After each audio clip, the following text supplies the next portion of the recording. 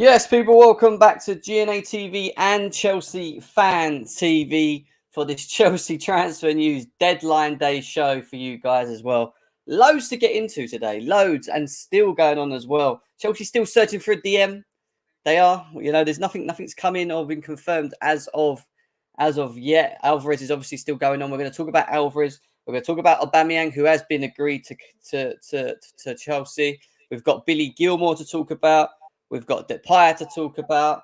We've got a ton of things. Actually, I can't remember because I've got so many tabs open above. Sangari, yeah, we've got loads to get into. And in the meantime, like we said, if things do happen, if things do pop up, we will be going through them. We'll be here for the next couple of hours, giving our thoughts and opinions on what we feel has happened so far. But make sure you guys are smashing the likes. Over 100 of you guys nearly here already. So big up to every single one of you guys. Subscribe to the channel as well, both GNA TV and Chelsea Fan TV. And before we move forward, let's cue the intro.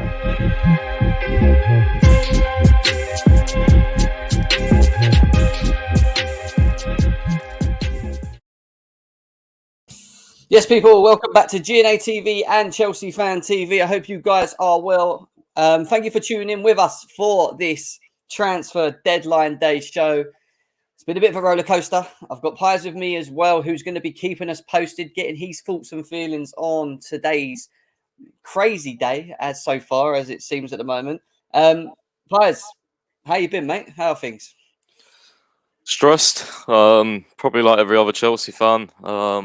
Just been on my phone most of the day, checking the news and things like that, listening to the streams that people have been doing. Fabrizio's been live all day on Twitch, so I'm just waiting for things to happen. Obviously, Aubameyang is flying to London, or is going to fly to London, obviously, before tonight at some point. And look, we desperately need a midfielder, big time. Chelsea obviously wanted Edson Alvarez, but doesn't look like that's going to happen. I think even with the likes of Sangari, who we supposedly contacted, PSV, that the window's shut now. They can't bring in a replacement. So I don't know if we're going to get a midfielder. I hope we do, but I feel like it might be another Saul situation on our cards there in terms of it's going to go to the deadline. There's going to be a lot of panic. Hopefully things can get done, man, because we're so short in that area, whatever people think. I feel a little bit of worry in Chelsea fans, with the Chelsea fans at the moment, in terms of the business being done at Chelsea. Some people are happy or are over happy with the Aubameyang, some not as much, sitting on the fence. I'm sitting on the fence with it. We're going to be talking about Aubameyang specifically in a second. Others are still feeling slightly agitated, slightly annoyed, frustrated in terms of the Billy Gilmore news, agitated in terms of why have we left it so late in regards to a DM coming to Chelsea as well, which apparently Chelsea are scrambling, is the words that I've been seeing on Twitter at the moment, scrambling around to try and find a player for this role. Alvarez discussions apparently are still going on with Ajax, who are, what we believe, slightly reluctant to let him go. Let's just get into it all anyway. And I think we get into it for over 250 of you, all of you guys here. Make sure you're hitting them likes though, guys. Can we please get over 200 on both of the channels today, GNA TV and Chelsea Fan TV? And I think the best place to start on this one is a real quick one, actually, because I know a lot of us ain't going to really care too much about it, but we still got to talk about it because he's going. Nathan Gisson brought out this comment, Pies, on Kennedy set to join Real Valladolid. I don't want to say the last one point of that, but yeah, the fullback is in Spain undergoing his medical tests. Change of plan. The player will not join on loan. He will sign a 5-year contract, which means he'll be going there permanently. We've not heard anything on a fee or of any kind or anything yet. But I just want to get your thoughts on it and see if you've heard anything any more on this still. No, I haven't. I mean, I'm not surprised, Kennedy. I wouldn't be surprised if Batshuayi gets a random move before the deadline. It's so annoying. Loan deals for Kennedy and stuff like. I don't really understand this. Like, you could have just done that again with Bakayoko, but we terminated. We was going to terminate his contract, and then we obviously did with Barclays. So, not quite sure why he's going out on loan instead of just terminating it. But yeah. That says he's for change of plan. The player will not join on loan. He will sign a 5-year contract. So he's actually been sold, isn't he, Kennedy? So yeah, is that what you were talking about? Like, was you saying? Did you thought he was going on loan? because he's not going Oh, on he will loan. not. Okay, he will not join on loan. No, Okay, no, he will not that's join good on then. loan. He will sign a 5-year contract, but we're waiting to see how much. And for I don't expect it to be as much when you look at how Chelsea are pricing players at the moment, which we're going to get into a bit more soon. But just a quick thought, just staying on the outgoings for you as well. How do you feel that now we're getting to the end of the sort of deadline day that Chelsea have done on the outgoing side of things? Obviously, Bakayoko's gone, Barkley, Alonso, Emerson, obviously Kennedy now as well. Like, what are your thoughts on all of that? Yeah, I mean, good to be fair. I think he's done well. Lukaku, Alonso. I think getting Alonso eventually in that Aubameyang deal has paid off for us because Barca were trying to pull a fast one and not include him. So yeah, I feel like that's good. Other players that have gone, I'm perfectly fine with. So yeah, I think Todd's done a good job in sort of the outgoing section, but yeah, it's just kind of polishing off this window now with, a defensive-minded midfielder that apparently Tuchel all of a sudden wants after the game at Southampton, even though it's been evident for the last few years. But is what it is. I would have liked another winger, but look, I think we would have got one only if Ziyech left, and he hasn't. So yeah, and I mean, in terms of like the individual players we've bought, it's been a fantastic window, but Yeah, there's still holes, and the biggest hole right now we've got is in that midfield. Um, we literally do not have a backup for Jorginho right now. We don't even have someone to start over Jorginho in that specific position. yeah. Like, let alone the other area where Kovacic and Kante are always injured. Mm. The actual six that sits deeper, we don't actually have one right now to sit deeper because Jorginho, he will get dragged about and make mistakes if he plays every single game. You know what I mean? Like, what are we expecting? I can't believe it took us this long to look at a midfielder. It should have been priority number 1 or 2 of this window. It's ridiculous. I can feel the frustration in the midfield. We are going to get to that, actually. We're going to talk about, obviously, Alvarez, Billy Gilmore more in depth. And why did Chelsea leave it so late? Why have they left it so late? And then what is it that's triggered them? Because that's what I really want to understand. How has it been triggered so late? Why have they left it so late? I know some of Yeah, it's right. untold. I But was just gonna say, Fabrizio said he's checking something on Chelsea, so hopefully we'll get something soon. I mean, this stream, if there's some breaking news, then great. It'll be a 6 stream because I'm kind of pissed off right now. where did he say? Oh, is that on one of his tweets? Is Yeah, it? yeah. Yeah. He even reveals it on his. Where is it? Seeing if I can listen to him. He knows that it's got. He's I'm going for a telling you call. now. Going for a call. Yeah. Oh, right. There you go, people. You heard it. Apparently, Fabrizio Romano has got some news potentially on Chelsea, and he's on a phone. He's on the phone right now. So Yeah, let's he's see just what. went for a phone call. I mean, I hope something's happening because it's just ridiculous right So now. did he just say got some more news on Chelsea? Then his phone rang and he just walked off. Is that what you're telling me? Apparently, well, yeah, he said I'm checking something on Chelsea, and then like 30 seconds later, he walked off for like a call or a text or something. Watch it not even be a midfielder. It's probably going to be like the pie or something, Oh no! I mean, look, let's get into the attackers before we talk about because the midfield is the main topic today. Over 350 of you guys here already. 8 minutes in. Make sure we're smashing the likes. Get these likes up. I want over 100 to start with on both channels. Please subscribe to both as well. We're going to keep you updated as we go along. Players is watching as we speak at the moment. Fabrizio Romano and his actions. Apparently, there might be some news. I'm trying really to, but hear him. there might be some news on Chelsea. There might be some news on Chelsea. Will you get copyrighted if you put it on stream? Is it on his YouTube? What is he? What is he? Twitch. Is it on his Twitch? Yeah. I don't know. Actually, that's a good point. I don't think so because it's just Twitch, isn't it? Shall we have a look? I'm not actually sure. Unless he's copyright. Unless he let's have a look. Oh mate, I bet you it's the pie. I just got a feeling. Right, I'm on it now. He's just texting away at the moment. Should we try it? I don't know if I get copyright, but F it. I mean, the last time he said he was checking something, it took him about 15 minutes, and then he did like an update on the midfield. But that was about 3 hours ago now. So let's quickly have a look then. Let's share this with people quickly. So Fabrizio Romano on Twitch at the moment is, as you can see there, sitting there texting away. He said he had some sort of news, maybe potentially on Chelsea. He's talking now. I can't put it on. I can't put the moment. think it's an important update. Important update on Chelsea. Yeah, absolutely. Oh. Stay there. We're gonna Important update on Chelsea. we're gonna be telling you soon. Guys, news on Chelsea midfielder. Chelsea just asked Juventus for Denis Zakaria. Chelsea are going on Zakaria. Zakaria. So Chelsea have approached Juventus right now in this moment, a few minutes ago. There is a proposal. It's a potential loan with buy option. Let's Wow. see what Juventus will decide. Wow. And so Chelsea on Denis Zakaria. It could be the midfielder because Sangaredia is off and talks are ongoing right now between Chelsea and Juventus for Denis Zakaria. So let's see what happens. If he will be the right player. But there are talks ongoing for Denis Zakaria to Chelsea. Denis Zakaria.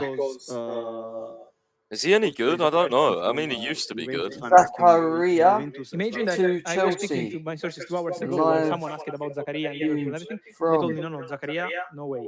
And now you can see how now Chelsea entered into the game. Denis Zakaria to Chelsea, people. Already had Alvarez, who's official. So Is he a DM though? I swear he's more like a box to box. deadline day. Maybe I'm Can just we, getting it wrong. can we have a look? Can someone have a look? Does anyone know anything about Denis Zakaria? Players that were on the market for the whole summer, they might go in the last days of the last hours. This is crazy. This is going mad. Deadline day. I don't know what to say. I've had to mute it for a second. I'm going to come. I've got it open in the back. Pies. Wow. Talk about breaking news. Yeah. Denis Zakaria to Chelsea. Live news from Fabrizio Romano. Apparently they're trying to negotiate. Was it a loan with an option to buy? Did he say? That's what I heard. Wasn't it? I mean, to be honest with you, I've never really watched him. To be honest with you, I watched him a couple of times in the. I think he was in the Bundesliga with Gladbach, but I've not watched him since he gone to Juventus. Mate, you got to get that tweet out there, mate, for everyone. Yeah, that's crazy. I have no idea. Get that out there. Get that out there. I don't know where. I don't know what to say. But what I will do, for people that are coming through now, we just literally had Fabrizio Romano's Twitch up on our on the show, and he's announced, as you can see from Piers, what he's commented here. Chelsea asked for a loan plus option to buy for Zakaria. Now I need to understand the profile of this player. Let me go to his Zakaria Chelsea database. You're in the chat. There's over 500 people here. You're in the chat. Can you find out specifically, or if you've got any statistics that you can send me across in regards? Everyone to in my group chat is saying he's bad. For fuck's sake. Oh, he's a Swiss footballer. Is he bad? Is he that bad? Oh, don't do this, people. Where is he a DM? Is he a CM? What is he? What are people saying in the chat? Someone must not have been watched this. Box to box. He's going to be like another pivot player, bro. He's going to be another pivot player, isn't he? Like someone that is not a DM. So is he defensive midfielder? Zakaria, injury prone. He can play centre back and midfield. He'll suit the Premier League. Flopped at Juve. DM. They're saying he's a DM, Piers. A lot of people are saying DM. It's a DM from Gladbach. DM. We are so screwed. He's awful. Oh my goodness. He's injury prone. Is he saying anything more? Do we know yet? I can't know. He's still texting. I actually can't see past City.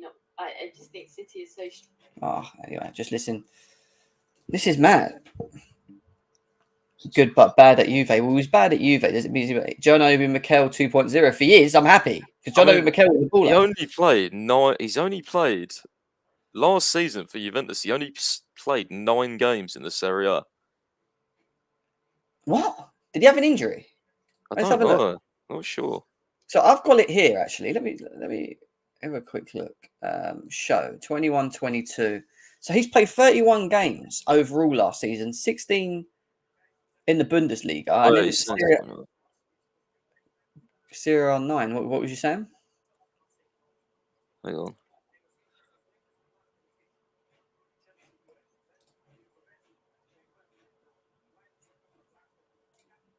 Advanced negotiations progressing well, apparently. By the way, Zakaria was a player that could go to the Premier League way before. No? They were. Oh, fucking hell, yeah, he's had a lot of injuries. Yes. What is wrong with us, man? United as well when Ragnar was there. So he's a player that was appreciated by many Premier League clubs in the past as well. That is a Sal 2.0. Like the thing you just said in the chat. Is it a Sal 2.0? So what did he just say there, Pies? Because I missed it. In advanced negotiations. Yeah, I'm just going to trying to find out if there's any update on Douglas Luiz, but doesn't This seem is to be. crazy. Not yet. This is mad. Everyone, make sure you're smashing the likes. I was meant to go through the thing, but this is breaking. This is breaking. Denis Zakaria. I need to amend my thing actually now. I didn't even know he was at fucking Juventus, to be honest. I still thought he was at Gladbach. Denis Zakaria to Chelsea, people. Bear with me because now Pies is listening in. I'll bring up this for now because I'm waiting because I feel like something's going to happen. Like, do you know what I mean? I want to move on, but then I'm thinking something going to happen. He's going to say something. Has he tweeted it yet, Pies? Yeah, an exclusive, yeah. There we go. I got it. In the meantime, I'll put this up. Thoughts and opinions. Let's do a poll. Yeah, let's get a poll in. Guys, let's get a poll in. Zakaria to Chelsea. Are you happy? Yes or no? Over 600 of you guys here at the moment as well. Big up to every single one of you guys that are in the chat. You heard the breaking news live on Twitch, on this channel, and now on Fabrizio Romano's Twitter. Chelsea have just approached Juve for Denis Zakaria. Talks have just started as Sangari deal is off, but he's not mentioned anything on Alvarez, Pies. What's going on? Fingers. Oh, well, it's clearly over if we're going for someone else. Advanced negotiations. I don't get it. Why you buy another injury-prone player? Like, what is the point in this? I need to really look at his. I'm gonna have a look at his injuries. I'm just updating the 2 seconds. I'm just updating the name of the show because that was breaking news.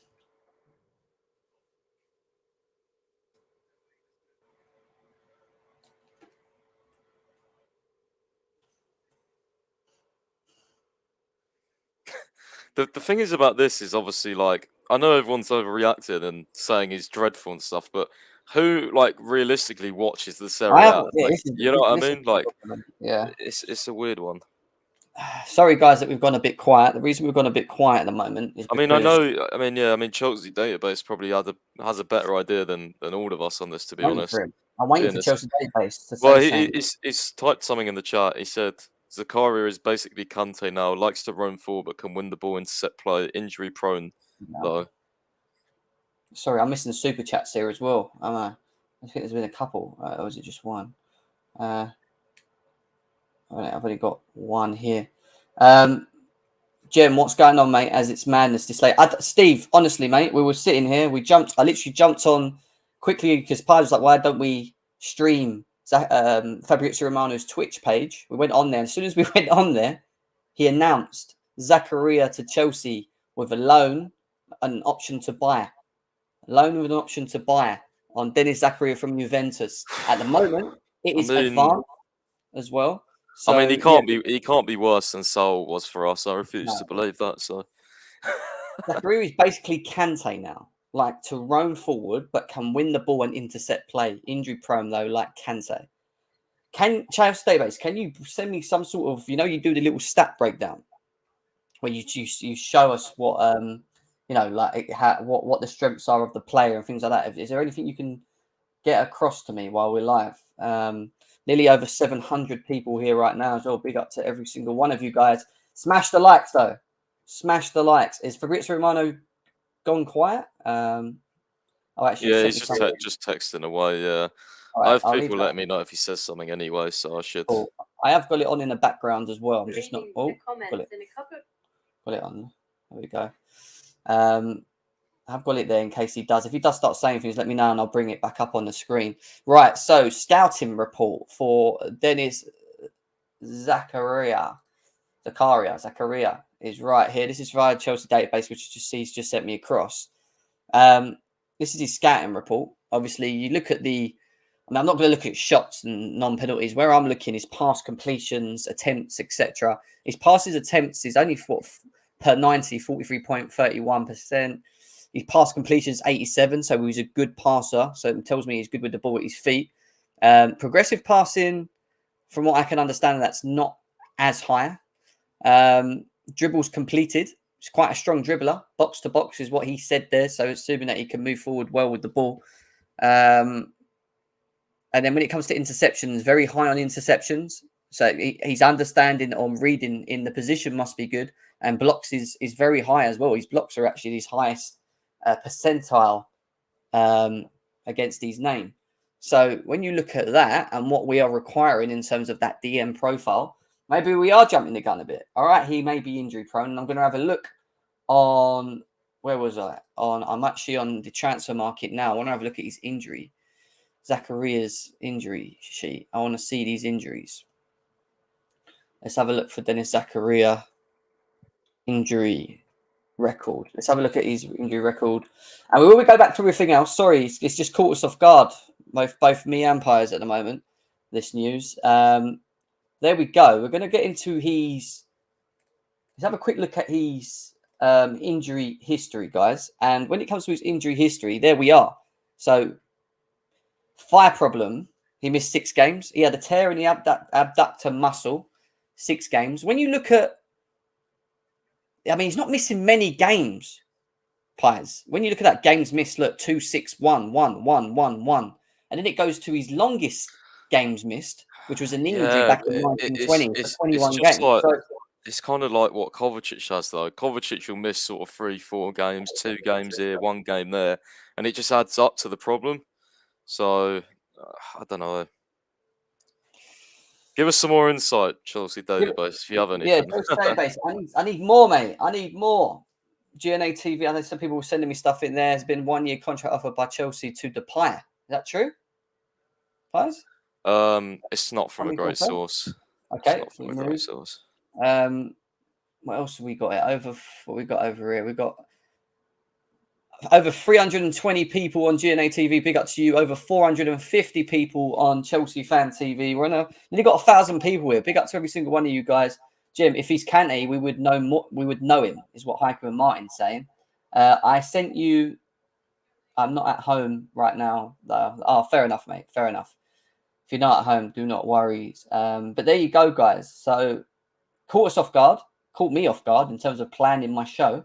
But the news is, as it stands, that Denis Zakaria is advanced negotiations with Chelsea. Have advanced negotiations with Juventus for Denis Zakaria. It's a loan deal with the option to buy. That in itself, I don't mind, players. If that's the truth, do you not prefer to take on a player when you look at that injury history? I know we're waiting to see more. I mean, we looked at his stats just now and his strengths and whatever. Yeah, definitely. I mean, if you can get him on loan, definitely, 100%. But is it really a bad decision? I don't know. I don't know. I mean, I would have 100% preferred Alvarez. I don't know if he's that sort of Jorginho. Can he sit like Jorginho? Can he be that sort of lone DM and break up the play, intercept, anticipate balls, cover ground? I don't know. I think the general consensus I'm getting is he's kind of had a lot of potential and has kind of dipped off a bit. So, I mean, it's not a great sign, but if there's anyone that can bring the best out of a player, Thomas Tuchel, potentially. Yeah, I don't know. It's like it's one of those ones. I don't know. I don't watch him, so it's hard. Even with Alvarez, you kind of get that sort of. I don't know. Even if you watch clips, you kind of get what he's going to do. He is that DM, solely a DM. Whereas this guy, you're not sure whether he's a box to box, a DM, or so it's kind of.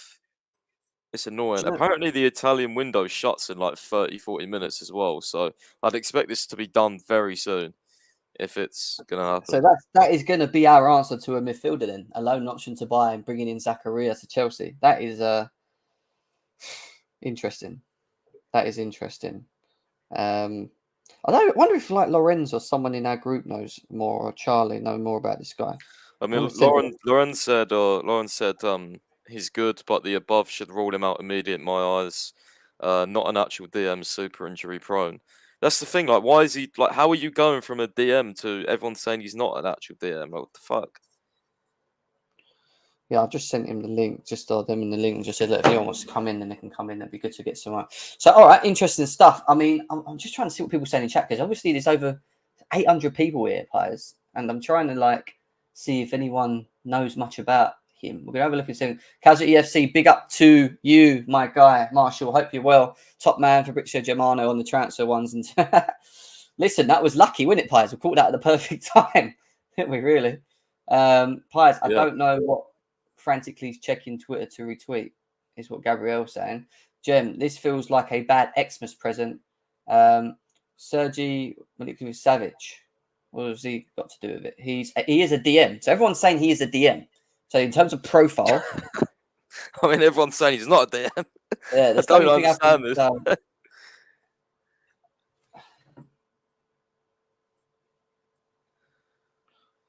Yeah, I literally don't just know. joined Juve. He joined Juve in a free last summer. So why the fuck? He was. I mean, I don't really judge players on Juventus anyway, because that can be a bit of a, Yeah. you know. But I mean, he did have that. Obviously, you've seen there on his injury. He had that huge injury, and then I guess after that, people have kind of gone off it. What's the reaction of Twitter? I'll have to reach out to some Italian guys I know, but I need to. Yeah, I'll DM the Juventus guy I had, or was gonna have on my podcast when we signed the Ligt, but I need to know. I need to know people's thoughts. Like, let's have a look at the poll. We had a poll set up on GNA TV. If you haven't hit the poll, go over to GNA TV now, guys, and vote, which we've put in there as well. The poll at the moment stands at Zakaria to Chelsea. Are you happy? 45% of people said yes, pies, with 55% saying no. So it's closer. It's a lot closer than what I thought. I'm going to leave that poll open. If you haven't voted, get yourselves over there now. Get voting, guys. I want to know what your thoughts are. We've still got stuff to get into, which I think we're going to do now, actually. Chelsea database is messaging me, so let's have a quick look at it. See what he's saying quickly. And then we'll get back into everything else. Oh, God. Comparison matrix. He's just sent me this. So Chelsea database has just sent me this comparison thing, and he's put next to it basically saying he's trash. So this is Denis Zakaria compared to N'Golo Kante and Edson Alvarez, who already know Chelsea are interested in trying to sign as well. Now, we're going to scroll down. And this is from the season of or after his injury, though, I think. This is the season of, well, actually, it says Bundesliga 2020-20. So I'm assuming he's doing it based upon his best season, which is obviously in the Bundesliga, which is when he was in there. So this is when he was at Borussia Mönchengladbach, right? So when you look at the games played, all right, so just ignore that. Minutes, ignore. Touches. Again, I mean, this is the thing for me. Ajax and Chelsea, in the way that they play, we have a lot of the ball. So you can't look at touches when he's playing for a team that maybe doesn't have much of the ball. Possession lost. He's got 124. Possession lost to Kante was 266 times. And then Edson Alvarez was 308. But you have to bear in mind, I mean, there's not much games played difference between them there. So you could say that he doesn't lose the ball as much as Kante does, whether he's good with the ball. I'm not going to look at goals, chances created, pass accuracy. His pass accuracy is better than both Kante and Edson Alvarez, who we're looking at the moment, with an 87.97%. I mean, it's quite close. And then you look at his long pass accuracy. He's got the lowest, which means he won't be able to spread the ball right and left. He'll probably be another player that probably keeps the ball close, moving, bit of a recycler, from what I understand that. 57.89%. Kante was 62, and Alvarez was 58 as well. So even he wasn't great on that. But then you look at the forward passes, and this is something that's key at Chelsea. What is one of the biggest things that we cry out for moving forward? It's the progressive side of it. Forward passes from him was 192. Forward passes from Kante is 373. Alvarez has the best forward pass rate out of all of them with 450. So he's definitely better at progressively moving forward. Take-ons, 21. Again, he has the lowest compared to Kante and Alvarez. Aerial duels, he has the lowest compared to Kante and Alvarez, and Kante's small. So he's not good in the air. Ground duels, he's got the second highest, with Alvarez being the last and Kante being the best. Clearances, he's second best. Interceptions, he's the worst. He's got 23. The others have got 31 and 43. And blocks, well, Alvarez again is a better blocker. When you look at Alvarez, his stats pies compared to him, and I know obviously this is based upon his supposedly best season with Borussia Mönchengladbach. What is it you think Chelsea are looking in this player? What is it that they're like? I know it's hard to just look at stats because you need to see the eye test, and we haven't got that at the moment because we've not seen enough of him. But when you look at the stats, that doesn't really tell us much, does it? In terms of what Chelsea are trying to do here.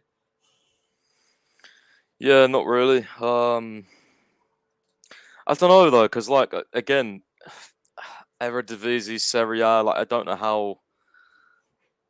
I mean, are they really comparable? Like, which league is better? I'd obviously say the Serie A. So maybe Alvarez's stats are inflated a little bit. Yeah, I don't really know, to be honest, what to look at in terms of like stats and all that, because I don't think he's actually played a lot, has he either? So No, that's true. That is true. Guys, make sure that we're smashing the likes. Over 330 of you guys on GNA TV. On Chelsea Fan TV, we have 400 and nearly 500 of you guys there. Over nearly 500 there. 350 on GNA TV. Nearly 1,000 people here. Big up to every single one of you guys. Like I said, from what we've got from the break-in, his Sangari deal is off. That's gone. But Zakaria is in advanced negotiations on this one. Pies is keeping an eye on Twitter as we go along. Obviously, I'm going through your comments as well. See what you guys are saying. We will fight for European spot. Blah, blah, blah. That's something else. This reeks a panic buy. Does it reek a panic buy, Pies, when you're getting buying? I mean, someone on anyone's a panic buy. Alvarez is a panic buy. You know, anyone would be a panic buy right now. We was going to spend 45 million on a DM from Eredivisie. You know, these guys may be good, may not be good, but anything right now is a panic buy because we're in deadline day and we're frantically searching for a midfielder. Of course, it's a panic buy. We would have had, you know, we could have had anyone really if we spent the whole summer on it. You know, but we didn't. The thing is, Matty K, and we were going to get into this. This is something that I've planned to talk about. We've not had to do it half hour in, but you know, we're going to buy another midfielder. So us buying one now doesn't mean that we're not going to buy any more. I do feel we need two, and I think in two, maybe Declan Rice may be the next option. But having Zakaria here on loan gives us an option to maybe assess and see how good of a player he is. It could be another Sal 2.0, which means guess what? We send him back off again. So if this is true, and this is the way Chelsea have moved on this deal, when you look at the structure and the way that we're trying to get this deal done, I think it makes a lot of sense. We're probably not looking to commit any sort of money towards this player because maybe we are unsure in terms of, let's say unsure, but maybe not sure in what we're going to get from him. So it's hard to maybe value the player at the moment. So having taken a player on that maybe Juventus don't really look at as utilising and then using him in a Chelsea squad on a rotational basis, which I think he will be, you know, especially when Kante and all of them come back as well. Why not? Why not? Like I said, he must clearly understand the role. And I think he probably will understand the role better than maybe a Conor Gallagher and a Ruben Loftus-Cheek, players that we've seen in these positions before. So Zakaria knows we don't want him long term. He will flop and get shipped back, is what Jay's saying. What, because of what we're agreeing? Maybe not. Maybe he feels he's got a point to prove. Maybe he comes with the right attitude and he wants to show us all. I mean, Fabrizio's just said Zakaria wants to join Chelsea, hopes the clubs can find an agreement soon, as exclusively revealed earlier. So, yeah, literally just got that sent to me now. We'll just bring that up here as well quickly for people to see that as well. Again, via Fabrizio Romano. There we are, guys. Denis Zakaria wants Chelsea move, and details of loan with buy option are being discussed with Juventus as exclusively revealed earlier up to Juventus. Zakaria wants CFC and hopes the club can agree soon. How old is he? I didn't even look. 25. Well, you look at that and he's not old, is he? He should be, he's not young, he's not old, he's in between at the moment. Maybe he knows he should be doing a lot more better. The injury thing's a little bit worrying, but then again, rotation, if he's being used for rotation, maybe we can avoid that. But then again, he's coming to a team that's in more competitions than Juventus are in terms of games played in a season. I don't know. I am very up in the air with this. I get people saying that he's shit, this, that, and the other, and he's awful. I don't know. Put it this way. Let me ask you this. Would you rather us not sign anyone and just get Aubameyang, or would you rather take it here, take a player on that we're not buying, that we've taken on loan and have the option to buy, and are just going to give a chance and see if it works? I mean, I know what I'm doing, Pies. What would you do? Take a hit and give this guy a chance, or just not? Oh, mate, we need someone in. It doesn't. We need someone in. Even if it is, on loan, like even if it is to rest Kovacic or Jorginho, we need someone in. So yeah, I mean, he's a good age. He's moldable. Tuchel can coach him. He may be absolute dog shit, or he may be a low key very good signing. So he wants Chelsea. He wants Chelsea, from what we're being told, and that's a big thing in itself. The fact that he wants to come here, he knows he's going to have to prove himself. He's up against some of the best, some of the some top players in this team as well. Steve Cromick says, "Big up to Steve." He says, "Alvarez deal defo off. Think he would have been okay." Well, looking at the stats, I think that Alvarez in his stats suits. I haven't watched enough of Alvarez, so it's hard for me for the eye test again to go and talk about it. We was going to talk about Alvarez, and we will do in a bit, but in terms of what the player offers, on the stats basis. People call him a FIFA Ultimate Team legend. He always gets really good cards on FIFA. God's sake. Only known from FIFA, apparently, everyone's saying, to me on Twitter. Pick up to Dad in the chat. He says, a few years ago, everyone at Chelsea wanted Zakaria. A few years ago. That is true. He was a talent in the Bundesliga. At least we won't have to bum out Kante and cover as much. Burn out Kante as cover. That makes a lot of sense, Heiko Mine. I agree with that as well. Hope Zakaria is a gem being used wrong like Jesus. True. That could be a case. Bit up to Aaron. We should bid a bit higher for Alvarez. Look, listen, Alvarez has made it clear that he wants Chelsea. Let's not get that twisted. And it isn't finished yet. Chelsea probably are knocking on the door. But the fact that we've had this breaking news and that we're in advanced negotiations for this player tells me that maybe it's not going to happen. Why have we run to this guy? Unless we're going for 2, which would surprise me, would surprise me. But I don't think we are. And I mean, Pies, what's your gut feeling? Do you think it's one midfielder, or do you think it could be another surprise? What do you feel? Be one midfielder. Midfielder. It will be one midfielder. Over 1,000 of you guys here. Big up to every single one of you guys here. Like I said, breaking news for you guys is right there. We do need to kind of talk about other things though as well, but we will be keeping up to speed on the Zakaria movements for the next sort of hour and a plus as well. So let's go back to where I was going to go to, and I want to quickly talk to you about Mr. Aubameyang, who has signed for Chelsea around 14 million euros fee to Barcelona. Marcos Alonso is a part of the deal as well. He's on his way to Barcelona. Hallelujah. We've all been waiting for that day. He will fly. He's probably in London right now, to be honest. I heard he was flying around 1 o'clock. They announced that he was there. So he should be here already, probably doing his walk around signs and videos and whatever. I think he'll be announced tomorrow morning. But Pies, how do you feel about Aubameyang to Chelsea? I mean, from the business side, how much we've spent on him, and also the player himself. Do you think he works for Chelsea? Who, Aubameyang? Yeah.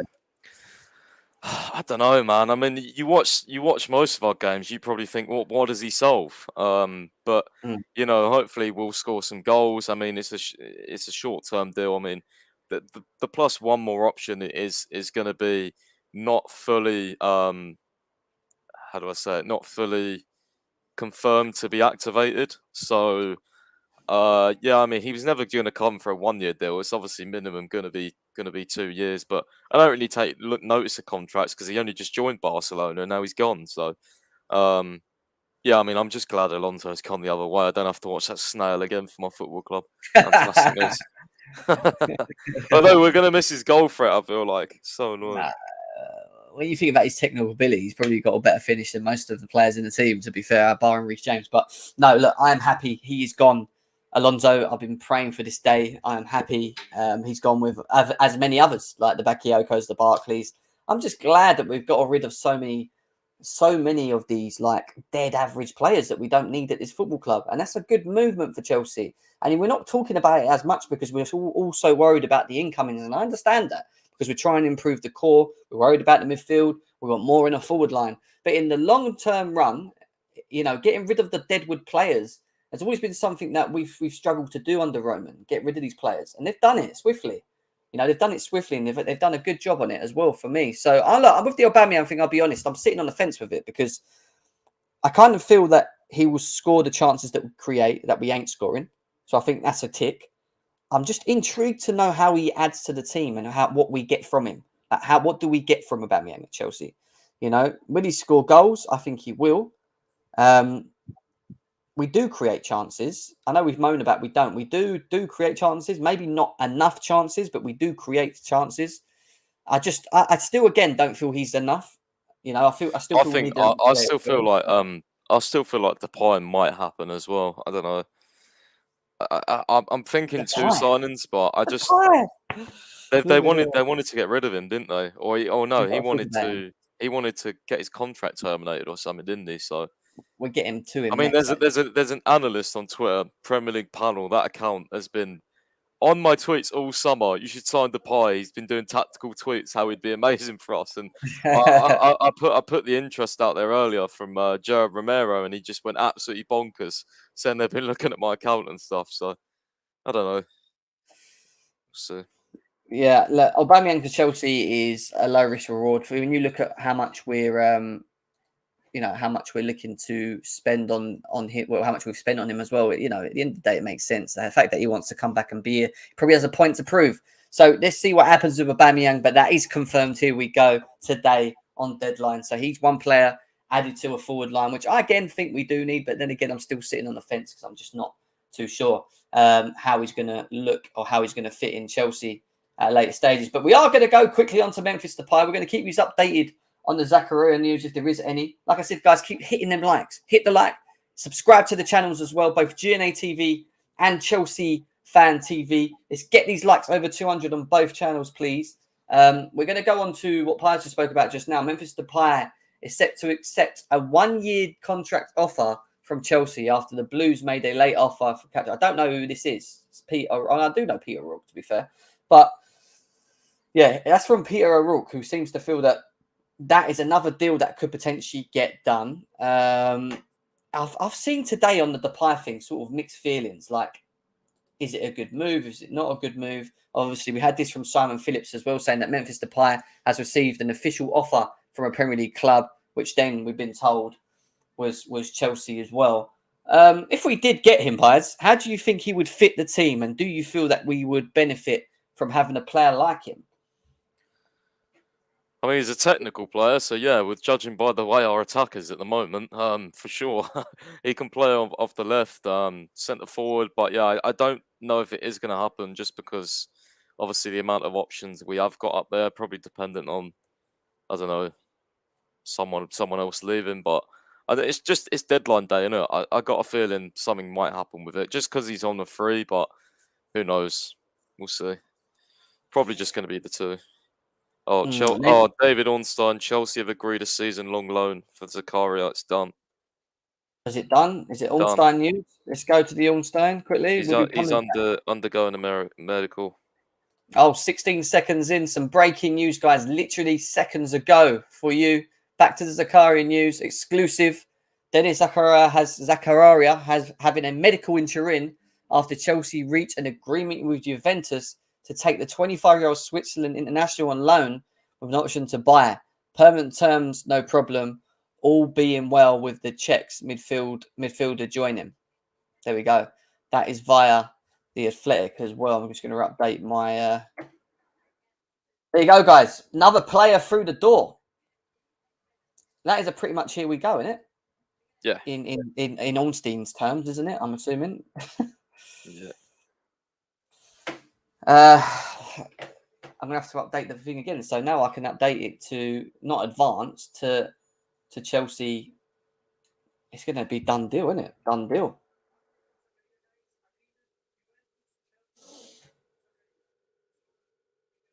There we go. There we go. Zakaria to Chelsea, done deal. I don't know how to feel about this, players. I know we were talking about it earlier, but now Ornstein's absolutely solidified it, and I can see people saying Sal 2.0. Some people were just so annoyed. Some are actually quite happy, to be fair. And when I go back to that poll that I had set up, where is it? The poll that I had set up, 53% said yes to Zakaria, with 47% saying no. So this is something that we just don't know about with this guy. Honestly, it's madness. It's a madness. It is a madness. There you go, guys. I mean, that was done within like 10 seconds, which does worry me, because that means Juventus want him gone. Fuck's sake. I forgot about that. Yeah. Oh my god! Unless it's been going on for like last 2 hours and now it's only coming out, but certain individuals crying about it. He wanted a midfielder and he's crying about it now.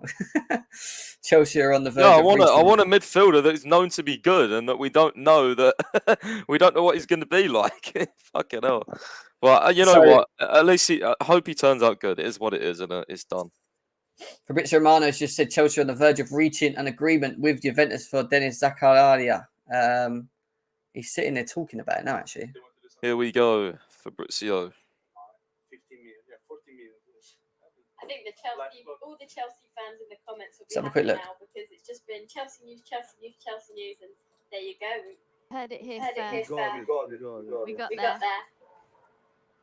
Chelsea are having a great transfer window. I mean, to sign two great signings in one day, get the Aubameyang deal over the line as well is pretty impressive.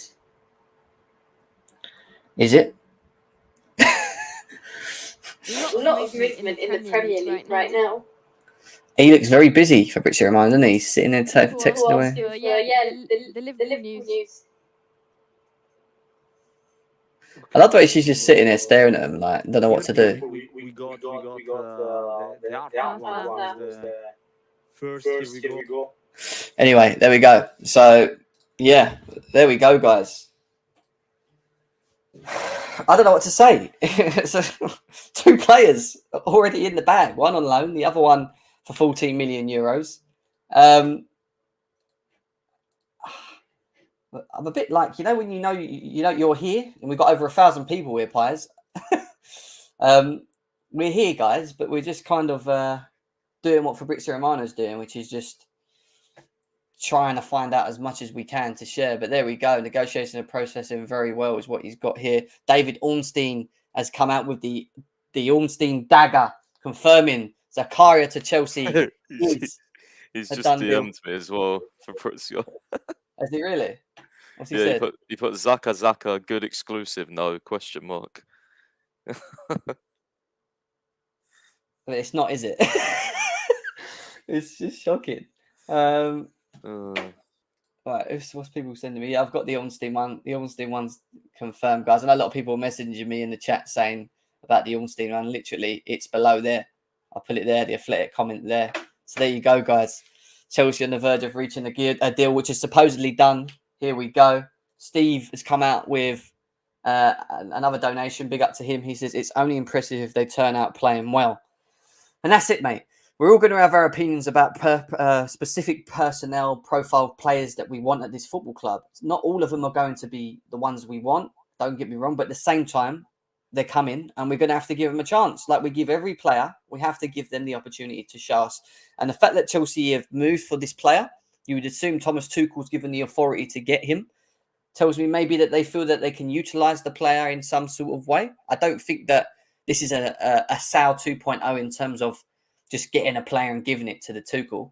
I think you got to remember Tuchel probably agreed to this deal, as well. So at the end of the day, the players that are coming through the door for him, he's at the forefront with Todd Bowley trying to get these things done. So it's going to be interesting to see what happens from there. But there we go. Zakaria to Chelsea is pretty much a done deal. Over 1,000 of you guys here as well. Make sure that we're smashing the likes. 400 people, over 400 people on GNA TV.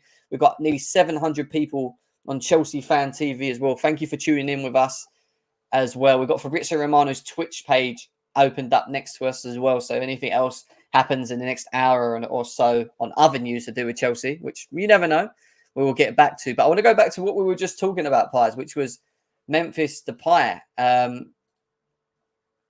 What was we saying? We keep getting sidetracked for breaking news, didn't we? How does he suit Chelsea? If he does come to Chelsea, and this is maybe the last player that potentially gets pulled out the cards of who's left. If Chelsea do get him and are showing interest in him, how do Chelsea utilise him in the team? And will he work? Yeah, I mean, low expectations. I don't know if this is I don't really understand, because Jorginho, like, who is his? He can't play every game. So who is he gonna? Who is gonna sit deepest? Is it gonna be him, or because he can kind of do both, which I guess is good. He can kind of be a box to box and a DM, but I'm just confused. Whereas I wasn't on Alvarez, because we clearly knew what he would be coming in for. Yeah, I don't really know, to be honest. It's one of those ones I got to get my head around. I'm on the fence of it again, because I'm just unsure of the player. Is he? I'm going to put a poll out on this one actually as well. I want to close this poll asking about Zakaria. Zakaria to Chelsea. You've all voted. Nearly 500 votes we've had, Pies. 55% of people said yes. Like, I'm a bit lost, because you go on Twitter and a lot of people are not happy with this. But still, 55% of people saying yes, 45% are saying no. There we go. Some people are just happy that we've signed the DM. And I don't blame him for that as well. I get us giving him an opportunity. It's just how we're going to utilise him as well.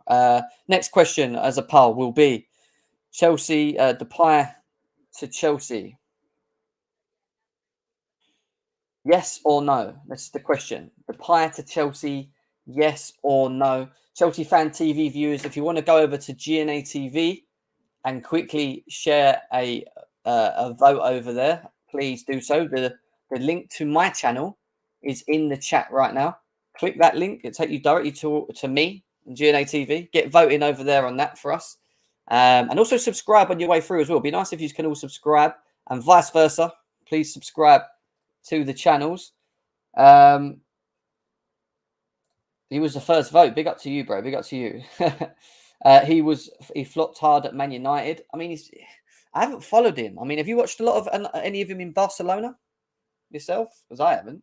Who, Depay? Not really. Yeah. I mean, he scored quite a few goals for them. So did Aubameyang, to be fair. Yeah, no, I've not. To be honest, mate, Aubameyang, even Depay, Zakaria, these guys I've not really watched too much. Alvarez. So I guess that's exciting in a way. It is, but I don't know how to feel about this. About these players that we brought into that. I'm not overly excited, don't get me wrong, but at the same time, I'm not overly like, oh my God, what are we doing, sort of thing. Frankie de Jong stays at Barcelona, no doubts. That's what Fabrizio Romano said. I don't know. It's a weird one. Anyway, we'll come back to Depay in a bit. I want to jump on to an outgoing, and again, a little bit of an uproar as well. Matty, why do you have to get rid of Gilmour? Who is the next discussion, actually? Billy Gilmour to Brighton. £9 million sterling from Chelsea to Brighton. Ownership were inclined to sanction the sale this morning, but have now decided to respect the player's desire to leave. That was via a story with David Ormstein on this one. €9 million for Billy Gilmour to Brighton, Pies. What are we doing? What is that? And how do you feel about that? Mate, the price, I'm sorry, is ridiculous. We bought Cassadine for 12 million, and Gilmour is an international, a Scottish international. Yeah, I know Italy and Scotland are different, but still. Like, Gilmour's had a Premier League season under his belt. I know it was at Norwich, they didn't do well, but still, like, he's got way more experience. You're selling for 9 million. We better have a buyback on this, by the way. That's one thing I haven't heard yet. We better have if we're selling for 9 million, mate, we could have at least got 15, 20 million for him. I'm sorry. that's not great negotiating by Bowley, in my opinion.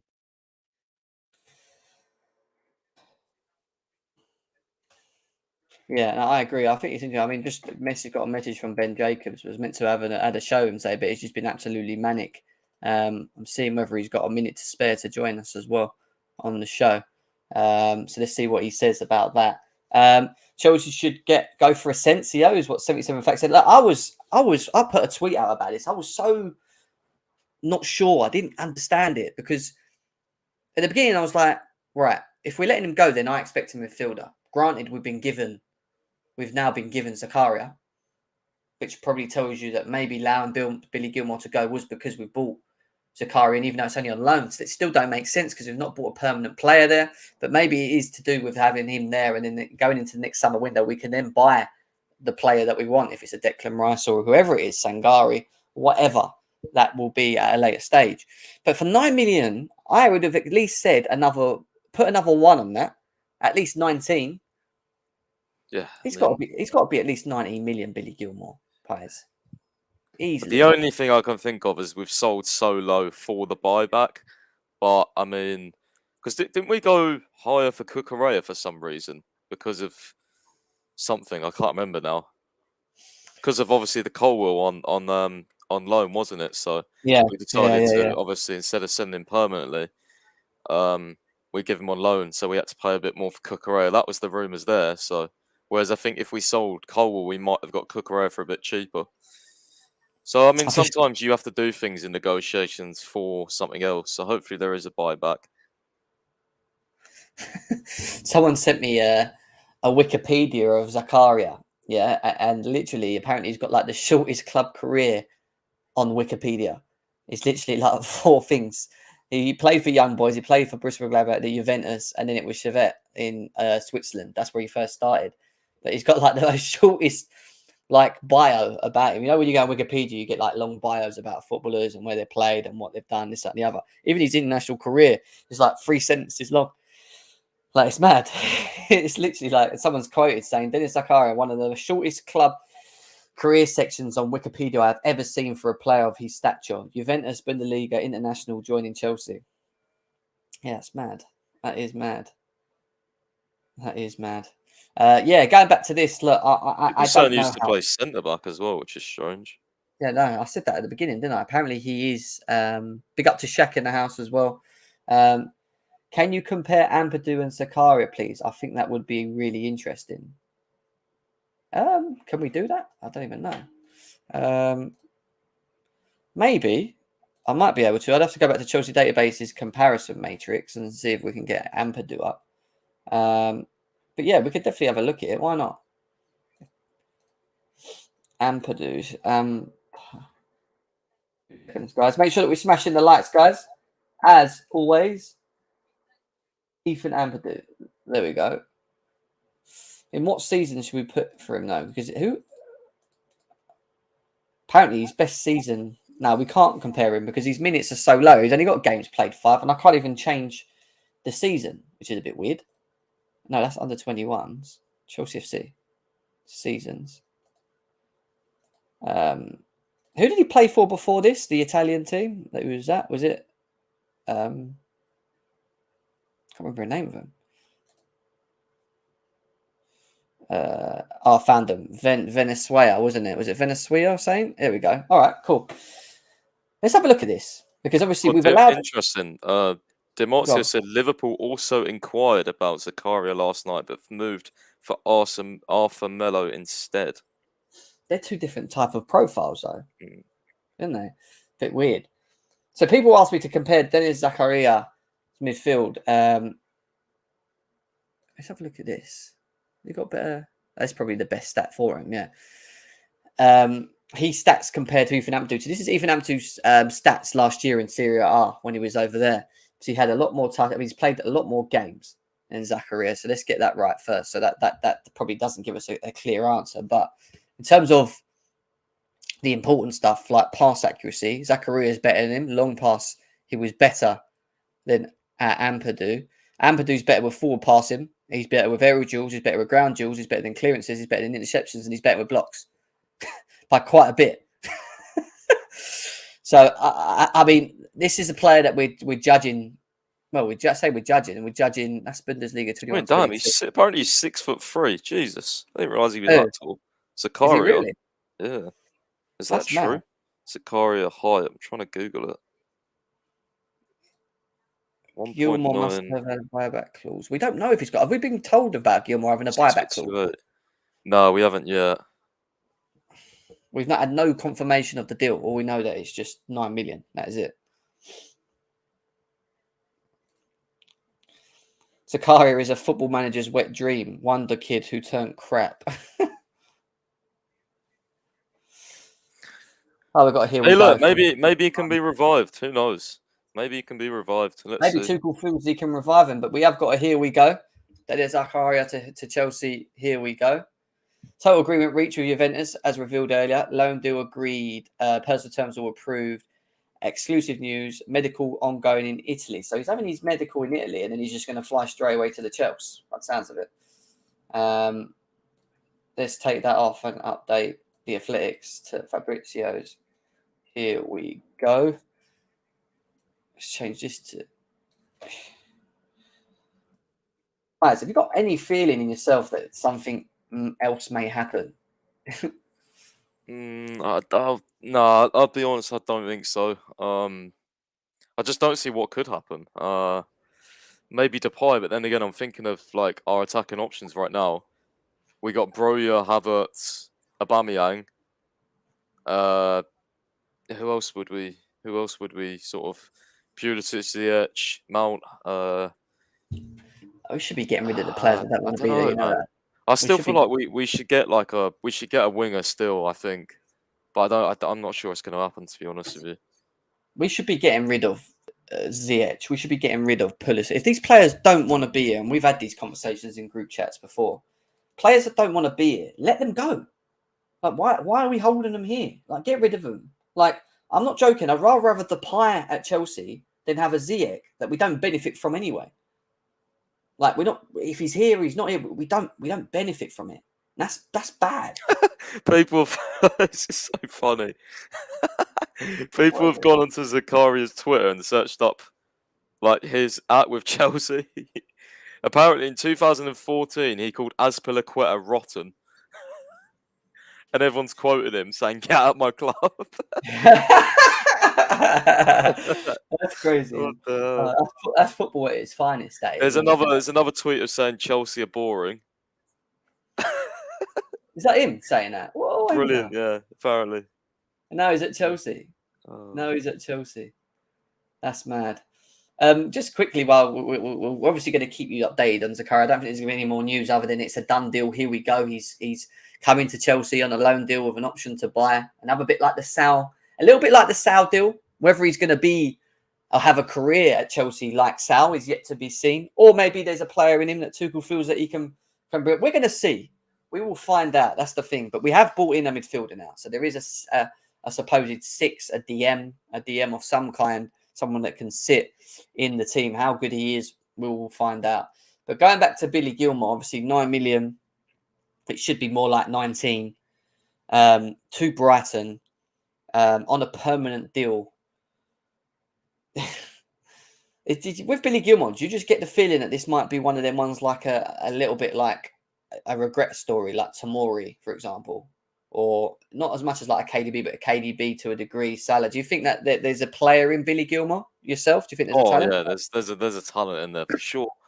You know, I always have thought maybe he's a bit small for the Premier League, but I mean, he's a great little player. Technically, he's fantastic.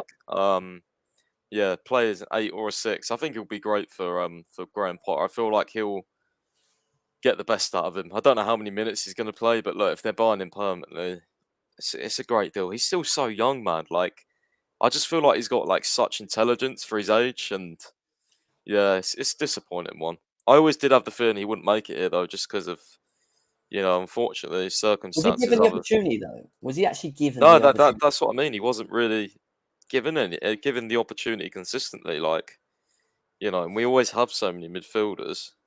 So, being told I can't even say. I can't. I'm gonna have to finger you for a second. Let's send it. Just look at the private.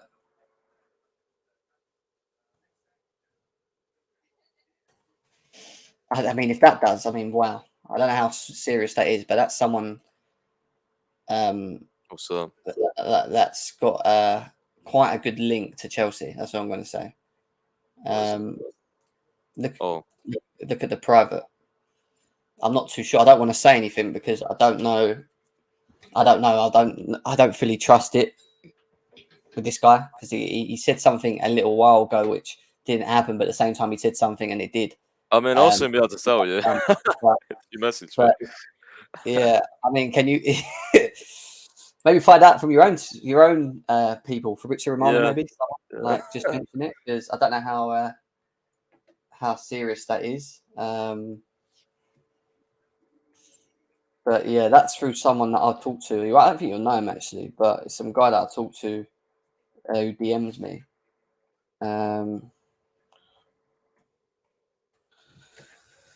But yeah, we'll see. We'll see how true that is. All it says is watch out for that. That's what I've been told. But anyway, going back to this, Zakaria obviously is a Chelsea player. Moving away from Billy Gilmore, which we're going to move from now, and we're going to come back to obviously more news on Zakaria in a bit. I want to talk about very quickly about the news in and around Sangari, which is obviously being confirmed off now. But yesterday we were being told Sangari and or Alvarez, and we were getting a bit excited because we thought, oh wow, one of these two would be perfect. Sangari signed, or was it an extension or a contract? I think he signed a contract, didn't he, recently with PSV anyway. Obviously, we've been told now that it's completely out the window. Do you think Chelsea might have been able to get something done on this player if we would have approached him earlier in the window and then given PSV a bit more time? Who's that? Sangari. Mate, we could have got any DM, I think, apart from Declan Rice. Yeah, for sure. I think we could have got him. Could have got either of them, to be fair. I truly believe that. Sorry, I'm just texting Ben Jacobs at the moment.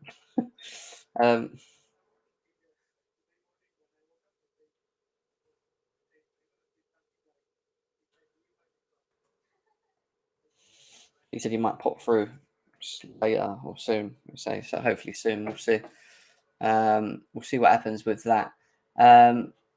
Yeah, I mean, with this guy, I mean, out of him and Alvarez, I wanted him because I'd seen more of Sangari. I could see there's a player in him, still raw talent, top, with a lot of ability, but at the same time, it was a player that I thought that even if we bought in, we would have still looked for another central midfielder anyway. The fact that we're not getting him now, I think maybe we go for Summer if we don't get Declan Rice. But we'll have to see. We'll have to see with Sangari because there is a raw talent to it. What's still confusing me and has not been squished yet, I know Fabrizio Romano has kind of said it, is this news around Edson Alvarez because he was demanding for negotiations to be had with Chelsea. He was going to earn 4 times the salary at Chelsea as well than what he is at Ajax. We then get told that Chelsea had offered Ajax in and around the regions of around £43 million for him. And then we were told that the negotiations were ongoing at the same time. And then it went from that to Fabrizio Romano, who were waiting to come out. And he says that never spoke about it as it's not a topic for Ajax. Chelsea know they don't want to sell, is what that basically says there. Which he just shut the door completely on the idea of the player coming. But then obviously Simon Phillips then straight on after that came back and then said basically that more sources tell me that Alvarez needs to keep the pressure on Ajax and that talks are still ongoing. Whether it makes any difference or not, it remains to be seen. Reports are clear that Ajax are holding firm, but the player is still pushing. I mean, I was just listening to Fabrizio. He just said the buy option price, but I didn't hear him. You see? The two men. Let me see if I can get it back up.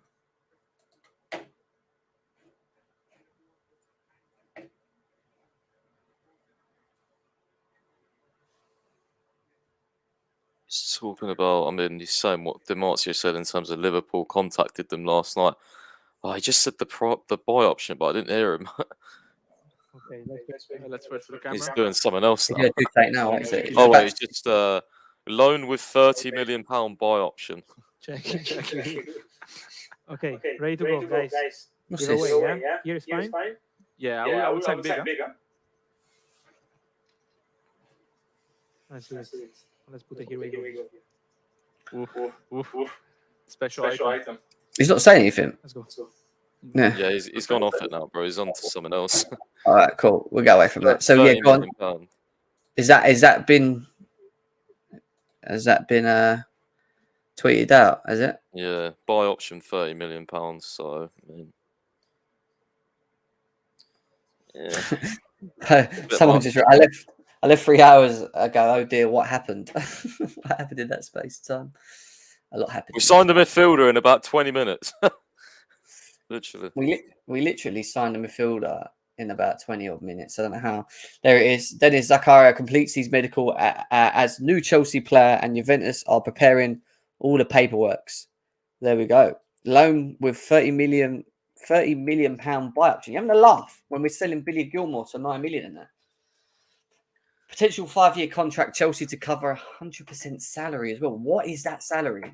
What is that salary? I need to know what that salary is. It better not be another Sal Niguez salary. I can't be having that. Yeah, don't know. Let's just update that. Oh, wrong one. I was meant to delete that. It's moving mad, isn't it? You're just moving mad. There we go. There's your breaking, guys. There is your breaking. Retweet that as well. 30 million loan with 30 million buy option, not mandatory. Loan with 30 million buy option, not mandatory. Potential 5-year contract. Chelsea to cover 100% of the salary. Interesting stuff. See how it goes. It's either going to go one way or the other way, isn't it? Well, that's what it is with loan deals, unfortunately. Yeah. I did have a poll out earlier, didn't I? Let's quickly have a look at that poll. What's happening? I asked about Depay to Chelsea. 77% of people said yes. 24% said no. Is this your answer? These people want Depay, guys. These people want Depay. Fair enough. After what we've been witnessing recently, I don't really blame them, to be honest. What about what I was saying to you about Alvarez? But we've still not been told that the doors are fully shut. And obviously, Simon Phillips come out and said that Alvarez needs to keep on the pressure on Ajax and that the talks are still ongoing. Whether it makes any difference or not, it remains to be seen. Reports are clear that Ajax are holding firm, but the players still pushing. Is what we got there. And then we had this from the AFC Ajax guy, who I think is quite funny, actually.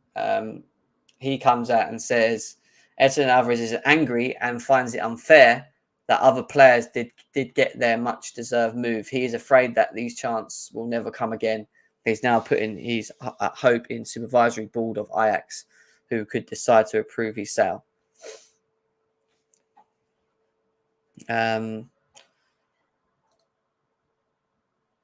What do you think, mate? What do you think about Alvarez? Do you think it's completely squished? Is it gone? Are we done with Alvarez? Or do you think because it's not been closed fully yet, there's not actually someone come out and said it's not, that maybe something could still happen and we can get both? Hang on 2 seconds. What the hell? Batshuayi is going on loan to Nottingham Forest. Here we go. What the fuck? Batshuayi is going on loan to Nottingham Forest. Nottingham Forest. Is that what you just said? Yeah. As we still are receiving many here we go comments for the giveaway, for this exclusive and special item card by Top signed. That is so random. You can still. But yeah, I think Alvarez is over, bro. 100%. We've gone for Batshuayi to Nottingham Forest. Is it a sale? No, on loan. What the fuck? That's so random. What the hell? Confirmed An exclusive. Fabrizio. Has he tweeted it yet? Yeah, exclusive. That is so he- random. So this is what I love about the deadline day. Like in 5 minutes, Chelsea could be going for a new goalie. You know what I mean? Like it just doesn't. Who knows? Like it's crazy. Next minute, Leao will be at Chelsea. Watch, I'm telling you. Yeah. Mishi Batshuayi to Nottingham Forest on loan. Here we go. Who got your comment there? Fabrizio Romano hasn't tweeted it yet. Oh, yes, he has tweeted it. Exclusive. There we go, guys. Another player out on. I mean, why on loan though? Why are we not just selling him? Why are we just not get rid of him? No idea. That's so Why random. are we keeping fucking? Why are we selling Billy Gilmore on that and then loaning in? Why are we selling them and keep? I don't get it. Hey, we're just trying to get everyone out the door, I guess. Get him out. Get him out of it. I mean, I don't knock Tuchel and Bowley what they've done this window. I'm going to be honest with you, and we're going to talk about that in a bit actually, about the overall window. But at the moment, things are coming out thick and fast, guys. Make sure you're hitting the likes, though. Nathan Gissing has just said Aubameyang is in London right now. He is set to arrive at Cobham. Aubameyang is in London, people. Aubameyang is in London. Write that in the chat. Aubameyang is in London as we speak via Nathan Gissing. You heard it, guys. Nearly over 1,200 people here as well, players. We've got a big crowd, mate. Yeah, deadline time streams always slap. Aubameyang in London. Good news. As we speak, via Nathan Gissing as well. There you go, guys. Make sure we're smashing the likes, though, guys. How many likes we've got? About 240 likes with 800 people on Chelsea Fan TV at the moment. Let's get these likes up, guys. Over 300 likes on Chelsea Fan TV. Let's do that. GNA TV. Let's get over 200 likes, guys. There's over 400 of you guys on there as well. So let's get this over 200 likes, guys. If you haven't hit the thumb now. Hit the thumb. Subscribe to GNA TV as well. We're bringing you literally live news as we speak. That's why we're going a bit quiet. It's a bit hard to sort of, in previous shows we have like a bit of an understanding of what we're doing, like what we're talking about. Here it's a bit here, there, and everywhere. This is what deadline day is about. It's exciting. Live on the air, news streaming, and hopefully more to come. Yeah, live and literally, and we're sitting here. We're literally just sitting here, not talking much, but just dropping bombs. Dropping bombs is what we're doing. So get them likes up, smash the likes, hit them thumbs, subscribe. Top man Fabrizio Germano. Who just said that? Who just said that? That was a good one. Fabrizio Germano. Love that. Top man Fabrizio Germano. I just see that pop up. I think it was someone else. But yeah, interesting stuff. There we go. Aubameyang is in. Gerard Romero missed him on Barcelona Airport. Mishi was my striker and Zuma was my defender in 2012, Football Manager. Some people that are in my other group were saying that Zakaria, when he was at Mugansplat, this is when everyone was talking about him. Apparently, he was as close to like the Ndidi type of player, like that good, is what they were saying. I know a lot of big clubs wanted him, and obviously he went to Juventus and it's kind of just dropped off a little bit. But I mean, there's the thing that gives me a little bit of optimism is there's so many players that have done bad at Juventus and good elsewhere. You look at the two from Spurs, Kulusevski and Bentancur. Like, you know what I mean? There was also, I think, what's his name? Tweeted it out. One of the Italian football experts, always forget his name. He's tweeting like loads of Juventus players out that have done bad. He said like, don't really judge it on the Juventus then. David Amoyal, that's it. Let me get the tweet up. Have you seen the comment from Nizar Kinsella and Bakayoko? What has he said?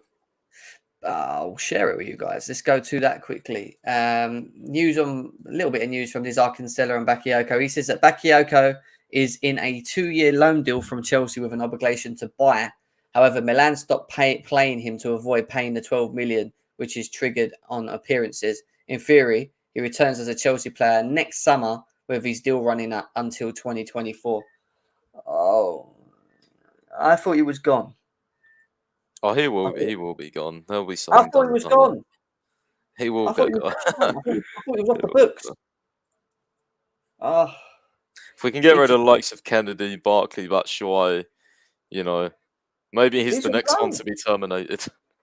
Plus, I mean, it's Nizar. I mean, DiMarzio reported that his contract, was looking at being terminated. So I don't think Nizar's. I think he's not been the most reliable, to be fair, for a while. Please sign a DM and striker. Balon, I don't know if you've been watching, mate, but we've signed Aubameyang and we've signed Zakaria. We've signed a supposed DM and we've signed a striker. Are you saying you want another one on top of that? Is that what you're saying? Some people saying Zaha. Well, it is. We'll see what happens with Zaha. We'll see what will happen with Zaha. I'd be surprised if there's anyone else, but who knows? I mean, Kennedy's gone, mate. Yep, we know that. Kennedy is out the door. Big up to Chelsea Minerals, old boys. Nice to see you in the house. Let's go through some of these. See what people are saying in the chat. Over 1,200 of yous here. Big up to yous, man. Weren't they meant to cancel the loan so we could terminate the contract? That's what I thought. That's why I was so lost when this news come out. I don't get why all of a sudden he can return. Makes no sense. Bakayoko never gives that contract away. He don't, because he's getting paid fucking ridiculous money like Ross Barkley, where they just abuse the contracts because of the amount of money they're getting, because they know they're not going to get it elsewhere. Why would you get rid of Kennedy? He's an amazing player who deserves first team football. I don't know. I mean, people saying Fabrizio. What's he said? sure, it's not on my screen at the moment.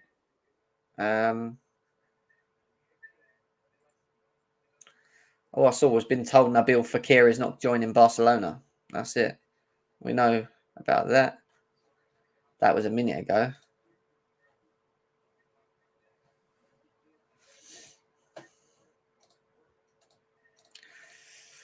Yeah, I mean, let's talk a little bit about while we're sitting around waiting for more things to happen. I mean, Ben Jacobs might be joining us soon as well, guys. So be prepared for Ben Jacobs out the blue turning up. Maybe at some point, he said in the next half hour. Me and him have been talking a lot about Wesley Fofana in DMs. I was like, come on, when's it getting done? What's going on? And that one took so long, and I'm glad that one's over the line as well. Don't have to worry. Guys, let's try and get GNA TV up to 7.5k subscribers. We're on our road to doing that. We're on our road to 10k at the moment, actually, but it's been a crazy summer window. We're nearly at 7.5k, which is huge in just over a year and a half now that we've had the channel. So big up to everyone that's helped us get to this point. But let's try and close the gap to 7.5k subscribers. Please come and subscribe to the channel, but also subscribe to Chelsea Fan TV. These guys are on their road to 160k subscribers over there. So go and subscribe to them as well. So yeah, Pierre Aubameyang has arrived in London. He is now set to arrive at Cobham training ground. So we've got here.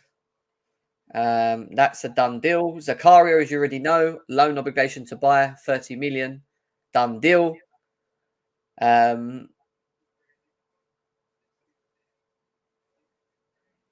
Yeah, I mean, this is a good thing to probably go to, actually, guys. Let's do this while we're waiting for more news as well in the chat. Big up to everyone that's in here as well. Big up to all of you guys. There's a tweet here that talks about, and I know it's not finished yet because we've got a couple of hours or so, talking about the overall Chelsea window, and he wants a grade. So this is window: Koulibaly, Sterling, Cucurella, Fofana, Aubameyang, Zakaria, Carney, Casadei, Gaga. Who's Gaga? Slonino. Okay. Beach. Who's that? Zakarian. Arsene Zakarian. Pending, so he is going to be joining in January from what you've been told? Yeah, from what I was told, because of the structure of the payments. Can't join right now, so January is looking likely to join. There's an agreement in principle still. Okay, so him and Depay are outstanding. Drop-ins: Cho, Alonso, Ampadu, Gilmore, Lukaku, Emerson, Barkley, Bakayoko, Werner, Sarr, Mishi, Drinkwater. When you look at that overall, and we're going to do a review talk show at a later stage, but while we're here, might as well talk about it a little bit. How would you rate this window, Chelsea's first window under these new owners? Bear in mind they were a month behind everyone else once the sanctions had been dropped against us. What are your thoughts on the overall? I think the defenders are very, very impressive. Sterling's a great signing. And then, I'm not so sure about the younger players, but I like that we did go that route. Potentially overpaid a little bit on some of them. But I think we've got to kind of review this in the next year or two. Off the face of it, I'm quite happy with it. I just think maybe what's missing there is maybe a winger or two to kind of put the icing on the cake. As Zaha or Rafael Leao was very unlikely, but someone like that, someone to add a little bit more of a spark into our team instead of just going for a goal scorer and Aubameyang. Because he's better than what we've got, but I still do worry about us creating chances. Like, we just rely so much on Reece James. It's ridiculous. Yeah, I agree. It's definitely an issue. I mean, when you look at the players that we have brought in, who stands out for you the most? Like, who do you think's like our best signing? Yeah, what player? It's got to be Fofana, surely. For me, I think he's going to be insane for us. I think he's going to be really, really good. I think just to get him out of Leicester, I never thought it'd be possible. I'd go for Fofana and then probably Sterling, then Cucurella, then Koulibaly. It's quite hard though because they're all good signings. So just quickly to go to what Yannick's just asking here, how good is this Zakaria guy? I'm not too sure, mate, is the answer to that one. We've done some stats checks. We've checked his injuries list, which ain't great as well. The eye test, I've not seen. His stats were, I would say, average compared to who we compared Kante and Alvarez to. I don't know is the answer. It's a real big question mark, this signing. And I think, again, I'm going to sit on the fence with this rather than start going, he's crap, what we're doing, because I don't know is the answer to that one. Sterling is what some people feel is an important one. Cucurella. Yeah, a lot of Sterling and Cucurella. No mention of Fofana. Fofana, then Cucurella.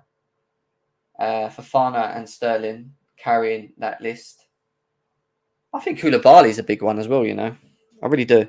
Yeah, I've not been sure about him the last couple of games, though. I think he's looked a little bit shaky, to be honest. But... Well, barring I think before the Leeds game, I thought he was awesome. I really do. I thought he was really good. I don't worry about Koulibaly. I think he's what we need. I really do. I do think he's what we need. We'll see. Him then with Fofana and Silva should be a tasty defence, mate. I'll tell you that. It really, really will. If Tuchel leaves after this season or gets sacked, who would you go for? I don't know. That's a good question. I don't even want to think about Tuchel leaving because I don't think there's been a lot of that lately, isn't there? Everyone's kind of with 6 games into the season, everyone wants Tuchel gone. Yeah, I don't get it. We were one of the most reactionary fan base. I'm not talking about the person that's just asked the question, but what I see on Twitter, we are so reactionary. So I've got a bit of news from Gerard Romero on Memphis Depay.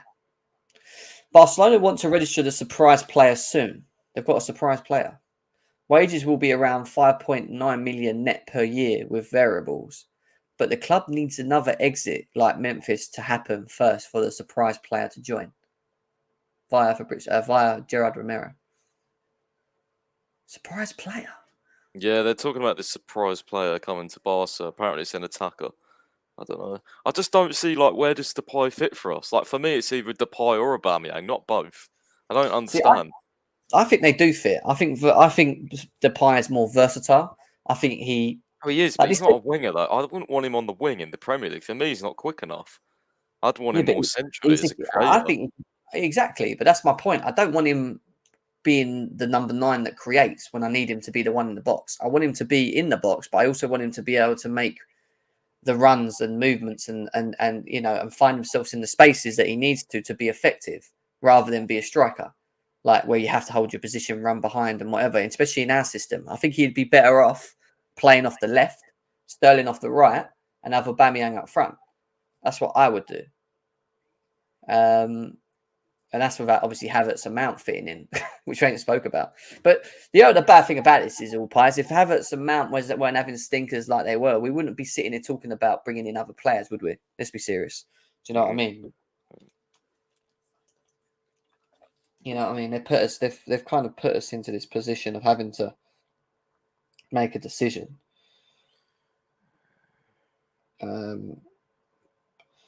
But yeah, we're about 25 likes away from 200 on GNA. Let's get them up, guys. Come on, let's do that. 740 people, 300 likes on Chelsea Fan TV. Big up to yous. Let's get this over that as well. Let's try and get this up to 500 likes over there, guys, if you haven't done already. We have got a couple more comments. Go from 2. Depay will play centrally, probably behind or with Aubameyang if he need be, as a 2, maybe. In the cups, Barca got Müller. That's what someone said there. I think so. I've not seen anything about that. Comeback for Edson in January is what Napoleon's saying. Big up to Napoleon. Thank you for the donation. He must be an Ajax fan. Can Chelsea approach Savić? I don't think so. That died a little while ago. Zaha is in London. He lives in London. He plays in London. Where did you see that? Tell us about Aubameyang, please. Is he in London already? Yes, Aubameyang is in London. He's at the Cobham. Well, he's on his way to the Cobham training ground. He's probably there now to finalise his deal to Chelsea. Probably going to do his little walk around video and whatever. And we'll probably get what I feel will be an announcement either later tonight or tomorrow morning. One of the two. Depay plays all positions up front. Is Zakaria a DM? I'm being told he is. Some people saying he ain't. Some people saying he is. I don't know. Next season or in January, we need a new keeper. Mendy has been making... What do you think about Mendy, Pies? Do you think he needs competition? Is this why his run of form's been not as impressive? I mean, he has got competition. It's just Tuchel's not using it, so... What, you think Kepa's actually competition? I think he's working hard in training, bro, yeah. He's the most expensive goal in the world, don't forget. That's that yeah, I mean, it is, but still, he's still there. You need to... If Mendy's playing bad, I think it sets... You know, we've talked about this on Lawrence's stream. I think it sets a bad precedent to keep playing someone out of form, but there you go. I mean, people will disagree because it's Kepa, but... I mean, I don't rate him, personally. I would like to have what we had where we had Courtois in check. And I know it's hard to have that because there were 2 top goalies and you got to spend money for that. And I don't think we'll do that. But, you know, it falls down to maybe our scouting team trying to find the next big goalie, the next big field. I don't know what Slanoni is like. I never watched him or what he's about. You know, a lot of people saying should be open-minded with Zakaria and give him be objective and just give him a chance. He's coming here anyway. I'm going to give him a chance. Of course I am. Is there a Batshuayi hive? I didn't even know. Believe it or not, it's running around all Twitter. There's an actual Batshuayi hive. Yeah, it's going to be interesting, isn't it? It's going to be interesting to say at the least. Now, anyone got any questions in the chat that they want to ask us while we're here, please do so. Hour and 30 minutes in. Ben Jacobs may join us. He did say that let's see what he said, actually. Yeah, he should be here in about maybe 20 minutes or so if he's coming in. He did say he's going to try and come through in the next 20 minutes. Yeah, it's about 20 minutes. So let's see. What do you think is Barca's surprise signing? I don't have a clue. Wouldn't even like to guess. Jason, I told you. What did you tell me, Jason? Jason, what did you tell me, mate? What did you tell me? Why do you keep saying Jim? I'm coming. What are you saying? What are you saying? What are you telling me? What do you keep saying?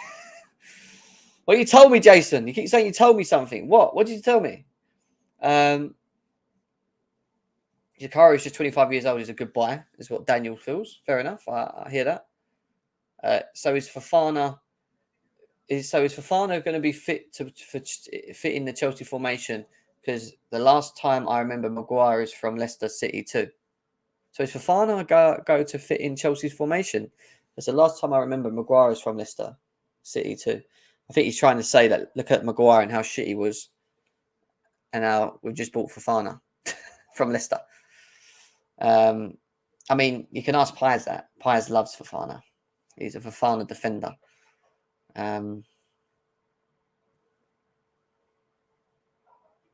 Is Zakaria cope up with the intensity of the? Will Zakaria keep up with the intensity of the EPL? I don't know. It's a good question. We're going to find out and see on that one as well. But he is a Chelsea player, guys. He is now a Chelsea player. You have to back it, whether you like it or not. You have to back the player. Salonia will be available in January. Okay, fair enough. Zakaria for me is a class signing. Some people are very happy with it. Will Chelsea buy another player? This is what me and Piers are waiting for. We've got what? 8, 9, 10, 3 hours and 25 minutes left of the window? 3 hours and 25 minutes left of the window, guys. Let me ask you guys this question in the chat, right? Chelsea have...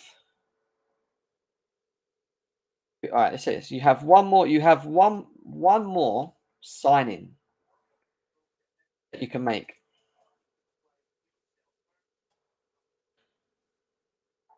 You have one more signing that you can make before the end of the window. Who is it? Who is it? This is why we kill some time. Who is it? There we go. Question asked. I'm going to ask Piers the same question as well. You've got one more signing that you can make before the end of the window, Piers. Who is it? Messi? Really? No, I'm realistic. I don't know. I don't know who's realistic now. I want another winger, but like Zaha's not leaving with 4 hours left of the window, in my opinion. I don't know. I actually don't know. I'm kind of blanked. I'll give you the position. I'd go for another winger. That's what I would do. That's also creative, probably. But honestly, I'm not really in the right space to think about it right now. I'm just so tired from today, honestly. Yeah, tell me about it. I feel the same. Sitting here with it. For me, it would be another creative player. If I'm being objective and I'm thinking about like the players we have been linked to, if I could pick one, it would probably be either Leao, Zaha, and Nkunku.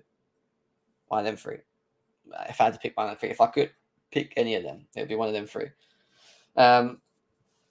But when you think about it, Zaha, I mean, Tielemans coming is what people feel. Nah, I don't think it's happening. I think we're getting Tielemans. Frankie de Jong is what we've got here. It's a good shout. I don't like this whole intensity thing about players. We're going to spend 50 million on Zakaria, then at that Ajax DM and one question. But since he ain't a fan fave, they question it. I don't like this whole intensity thing about players where we're going to spend 50 million on Zakaria and that Ajax DM, no one questions them. But since he ain't a fan fave, they question it. Well, that's normal, mate. That's just that will happen all the time. Couch says Neymar. Everyone, what is this thing with Neymar? Are you a big Neymar fan, Pies? I mean, who isn't a Neymar fan? Guys, I'm real. Me. Of course, I love Neymar at Chelsea. Anyone would. I ain't. Come off it. No. The guy's unbelievable, bro. What are you on about? Come on, Jen. He's not unbelievable. What? If we're talking about right now? Bro, Neymar would just... You know the things he would do to Premier League defenders? It would be embarrassing.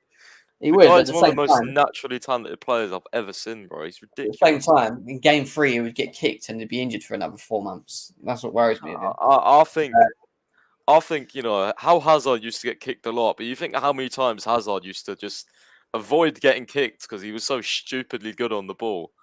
Like, bro, Neymar would be insane. Neymar at Chelsea. Just imagine the shirt sales as well. Bowley would love that. So you got a video. Is that actually Zakaria? Yeah, let's put that up. I didn't know you had this, mate. Steve says, "Jem, surely there is one more to give us that buzz." I don't know, Steve. I don't know, mate. I'm really not sure. I hope so. The more, the better. We need it. We need the squad depth.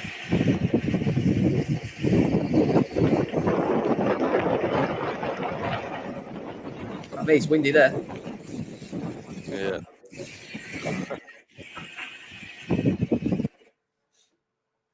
don't know. There you go. Zakaria having his medical right there. We've also got something else on Zakaria, actually, that I got sent as well, which was basically just confirming the midfield options that you can have with him, the versatility. And I keep saying about versatility in the Tuchel and what he needs to make the systems work, the hybrid formation. News as well, just coming out, some academy news. Harvey Vale has signed a new 4-year contract For Chelsea. Interesting, yeah.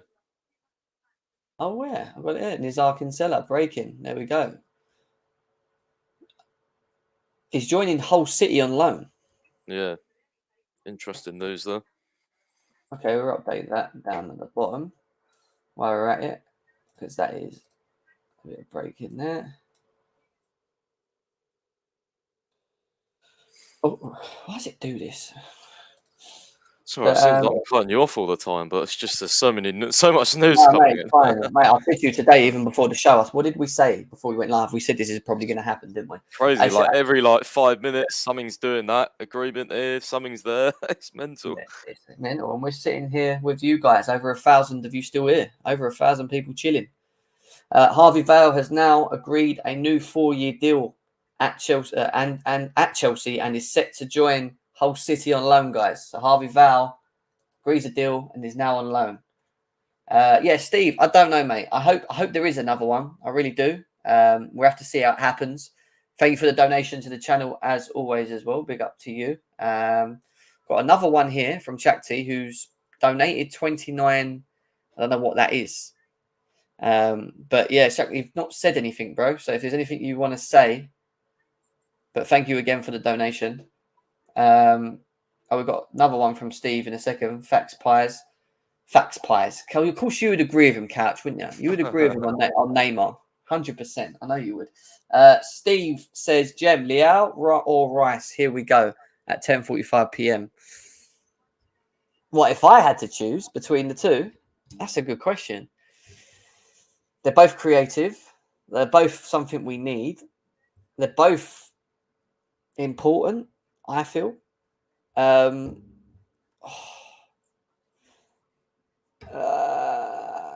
want to say Leao. What about you, Pies? Leao or Rice? I don't know. That's hard, isn't it? Probably Rice, to be honest, just because I think the midfield is so in need. This is obviously hypothetical because we're just signing Zakaria, but I would probably go Rice. Just probably unpopular because obviously all the hype's around Leao, but yeah.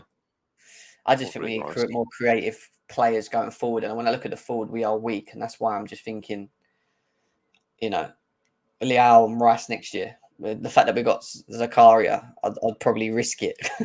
Jem, you streaming till the window closes, then review show immediately after? No, Martin, I ain't. I'll end up living passing out, sitting there with all this news.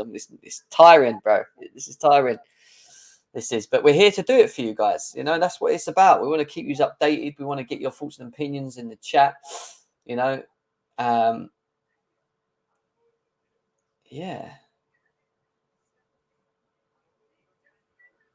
What about Ronaldo? Someone keeps asking about Ronaldo. Nothing's happening with Ronaldo, bro.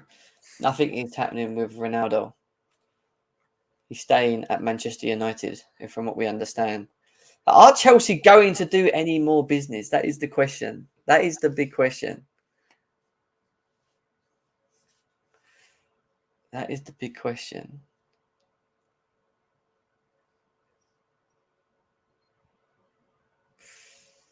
So the real big question, I like this from Slens because I'm just reading through tweets at the moment, and he came out and he's kind of compared the heavy involvement, and this is how we've transformed. So where we was when players left at the end of last season to where we are now and what we brought in, and you look at it, and when you look at it, you see that Rudiger, Christensen, Werner, Lukaku, Sal, Barkley are gone. And in terms of heavy involvement, players that we brought in, Koulibaly, Fofana, Sterling, Aubameyang, Gallagher, Broha, Zakaria. When you look at it like that, players, compared to where we was last year to where we are now, do you not feel that we've strengthened, or do you think we're just back to where we were last year? I mean, We'll see. I think the defenders are great signings. Look, you could have had Ake over Koulibaly. You could have had De Ligt over Fofana, who, in my opinion, Fofana's just better. Even look at De Ligt at Bayern so far.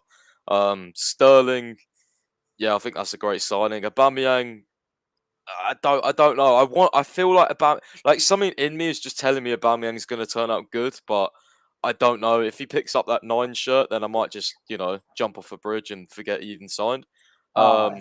Yeah. But yeah, I mean, I don't know. I mean, they're good. They're good signings. Definitely good signings. You've got Bro there. I mean, is he going to stay if we've bought Aubameyang? I hope he does, but he can't even get a game over Havertz right now. Maybe that's one to watch for as well.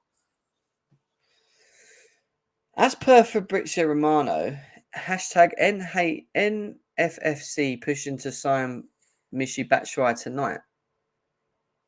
That was 1 minute ago. That's Nottingham Forest. I'm assuming, yeah? Yeah. All right, cool. That makes sense.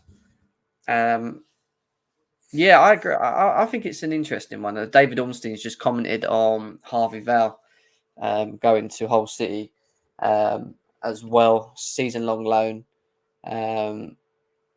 Hasn't agreed. It says has agreed a 4-year deal with Chelsea as well. Yeah, so he's saying it's all done. Turned down other Championship clubs to agree a 4-year deal with Chelsea as well. That's what David Ornstein said there for Harvey Val. Yeah, I think when you look at it overall, I think we have improved.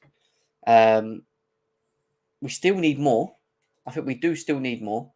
Obviously, Rudiger Christensen weakened us even more. But bringing in Fofana, Koulibaly, obviously having Silva, I think that's cool. I look at Sterling and I think better in terms of what we had, Werner and Lukaku. I think Sterling's probably proven he's better. That's an improvement. Aubameyang is a goal scorer, but so was Lukaku. The only thing I'd say with Aubameyang is that he was banging in goals for Arsenal before he had the fallout. So he could be an improvement. Yet to wait. This is why I'm sitting on the fence with him.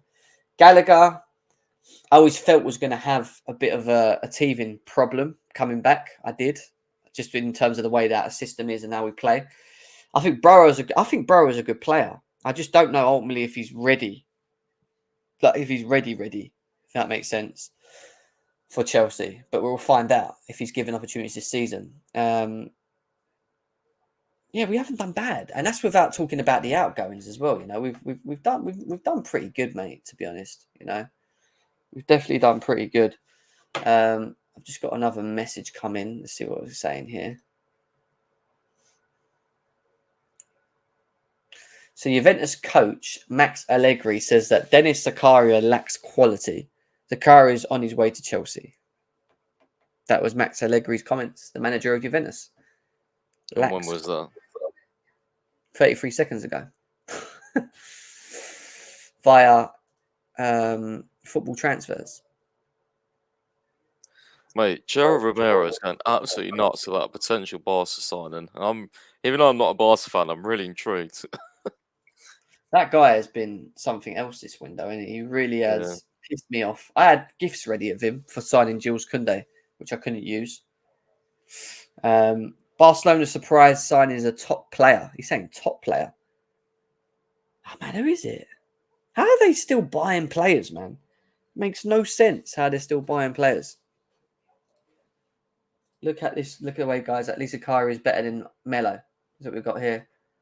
Window has been decent. It's just our form that's depressing. No points if the signings don't deliver. True. I don't know, James, if Alvarez is coming. It's looking unlikely now we've got Zakaria, but we'll have to wait and see. Anything can happen for the next 2 hours, nearly. More than that, isn't it? 3 hours. How did Zakaria scam his way to Chelsea? We were desperate, is what I would say. Ziyech.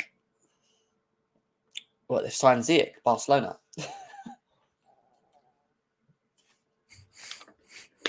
He's saying it's about to become a historic night for Barcelona. If Matteo Alemany manages to do what he has in his mind, it will be an incredible end to the transfer window. No idea who he's on about. It's Mount. Yeah, it ain't Fekir because it's already been confirmed that it ain't. It's not Fekir. It's really come out and said it ain't. Icardi. Who could it be? I'm thinking. Who? Can't be someone like Neymar, surely. Messi? I don't know. Messi. No, because he's playing well in PSG at the moment. That's Neymar. They ain't going to let him go.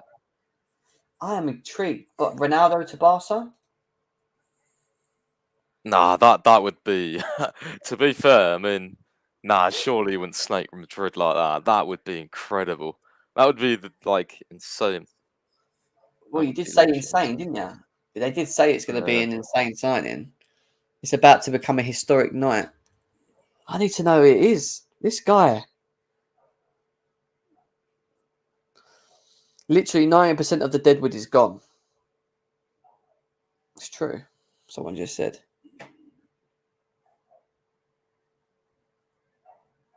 It's getting dark in here. I need to put my lights on. Still over 1,000 people here, and we're not even saying anything, Pies. No.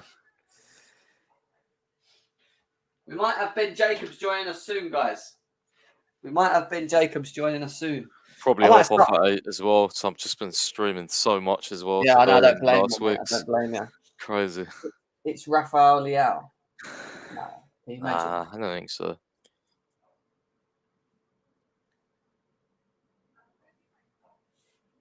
Is the pie coming? We don't know. We're waiting. Bernardo Silva said no. It can't be Bernardo Silva. Florian Newhouse. How about? I don't know, guys. I don't know. Everyone's guessing. We don't. Honestly, we have no clue. We don't know. We're all waiting. We are all waiting. So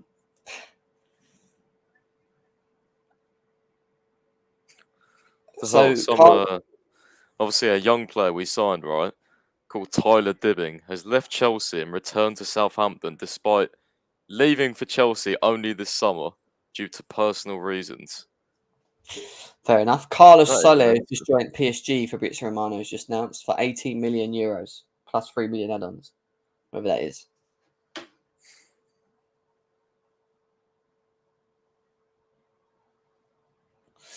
Mark Goldbridge said Zakaria to Chelsea on loan. Trust me on this, Chelsea fans. I think he's made for the Prem. It's Mark Goldbridge. Well, I hope so. Only one way to find out. And that's, I think we was all like really excited about Saul and then he turned shit. So maybe the fact that no one's excited about Zakaria, maybe it means you're going to do a flip over this year and it'll be good.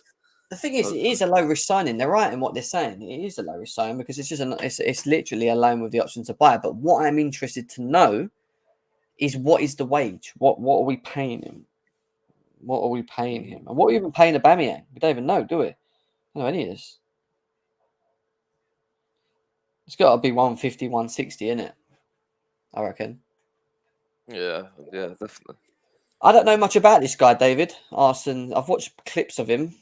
Another top young player that Chelsea are trying to sign. I'm not too sure. I'm not too sure, mate. I mean, have you seen him, Pies? Who? The Arsene Zakaria, the guy, the young boy. Yeah, it looks like the De Bruyne regen on clips that I've seen, but no, I don't. I'm not an avid watcher of Dynamo Moscow, unfortunately. Yeah, unfortunately, we cannot do that. 3 million wages, I heard. Who for? Who's getting 3 million wages? There's no risk with Zakaria. It's a loan. I mean, we can't really moan about it, can we? If it don't work and it flops, it flops, doesn't it? What can you do about it? Like, it happens. Do you know what I mean? What if Ziyech goes to Ajax on loan for Alvarez? Please, he needs to. I mean, we tried to get rid of Ziyech. We tried. 3 million wages, I heard, for Zakaria. That's what we got, yeah? Same as what he was earning at Juventus. Rafael Leao will replace Aubameyang and Depay. Hope not. This says Sal 2.0 written all over it is what Tuchilaban is saying here. Thank you for the donation, my guy.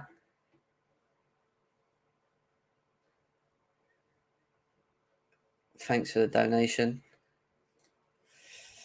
But yeah, guys, we're sitting here. There's not much to really finish off and say. I mean, it's been crazy stream this one, isn't it, Pies? It really has. It's been an interesting one. It's not gone to how we were scheduled it, but breaking news: we had Fabrizio Romano's Twitch page up when he announced Zakaria. We've got Christian Falk talking to Fabrizio Romano at the moment on his Twitch. and he's talking about Chelsea. Why are you talking about Chelsea? So Fabrizio Romano's just got up, and I don't know if you're watching this. He was talking to, and he just got up and stormed out with the phone to his ear. Like, he always does that when he's got a call.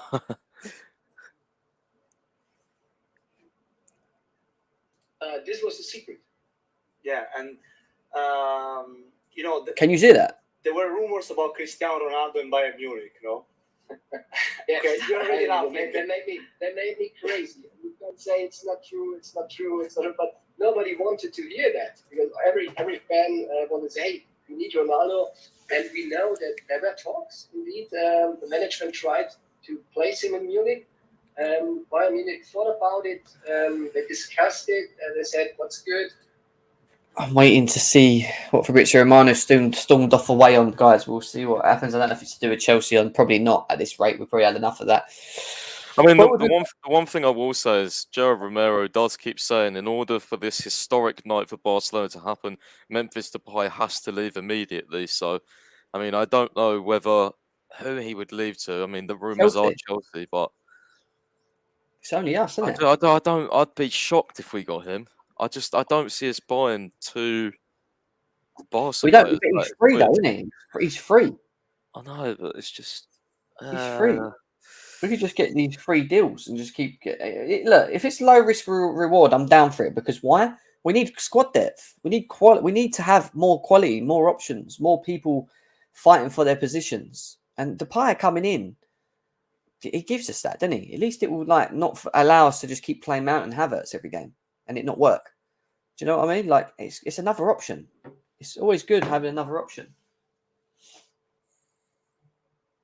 Let's see. It's going to have to be bloody quick. I mean, it's 8 o'clock already if he's going to... Yeah. Anyway, I'm probably going to hop off in a minute, mate. All right, mate. No worries. Well, thanks for this crazy... it was a good show, wasn't it? Had tea at 5 o'clock and I'm hungry again, man. Sometimes I get those days, you know. Do you get those days or you just starving? Yeah, mate. I've ate 3 or 4 times today. I ain't even moved out the house. Usually I'm like quite active, but today... Football, it's kept me pinned football, some food. Hopefully, Man United lose. That'd be a good night. Yeah, Man United and Leicester are playing, aren't they? Yeah. So that'll be a good game. All right, man. See you in a bit, man. Cheers, everyone as well for watching. Subscribe, like. Let's go. Where can they find you as well? What's going on with your social, your podcast thing? Because there's over 1,000. Yeah, I've got mainly just my Twitter. Follow my website pages Twitter as well, CFC 365 official ones. If you want any Chelsea merch or phone cases from that site as well, shop cfc365.com. Go and check that out as well if you want some. And yeah, cheers for having me on, mate. Always, mate. Always. What a random show, but I loved it. It was great. I mean, we had the Zakaria news. It was breaking. Memories. Literally, Fabrizio Romano on the screen, didn't we? Saying we can look back at this stream in a year and think, holy shit, that was an underrated signing, or fucking hell, that was dog shit. And we witnessed Fabrizio Romano saying it live. We witnessed it live. we witnessed a catastrophe or something. Hopefully not. Hopefully not. Yeah. All right. See you in a bit. Mate. Take care. See you later. Bye. Thanks. Shakti says alternative for Aubameyang. No DM. No Neymar. Nothing yet. What do you mean? We've already got Aubameyang. We've got Aubameyang. What are you talking about? We've got Aubameyang. We've got a DM, supposed DM in Zakaria. We have no Neymar. But yeah, I don't get what you're saying, mate. I don't get what you're saying. Just now left for the paperwork is what we've got here. Yeah, follow Piers on his Twitter channel, guys.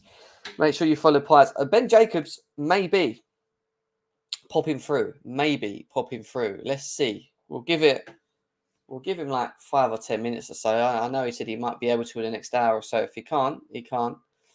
But he did say that he will maybe come in an hour's time. So let's wait and see if he comes on. I'm waiting, Jack. I'm waiting. He said he might. He's so busy because it's transfer window. He's running around. He's already told me this. So I was trying to get him on today, but it's been a bit crazy for him. So let's see what happens. Let's see what happens with that. Okay, interesting.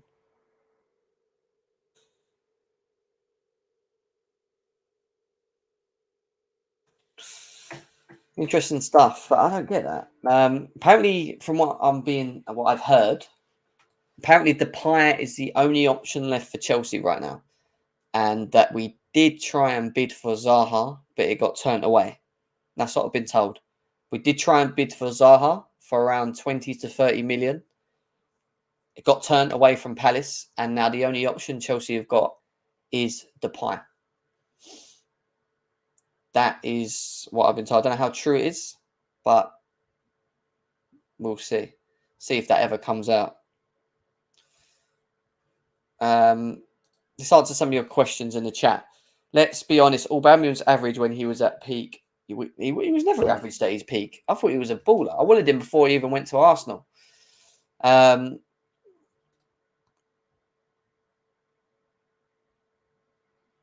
Yeah, Ben's just missed saying he's still on another one. That's fine.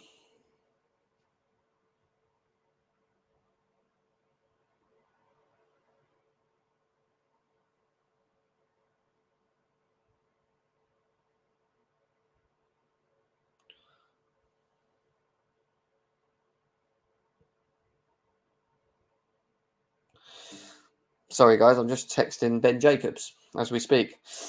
He said he's still on another one. I think he's on somewhere else still at the moment. I don't know if he'll be able to make it or not. So we'll see. We will see. Depay. I don't know what you're saying. Stop spamming. Exactly what we're saying is stop spamming. Still over 700 of you guys here as well.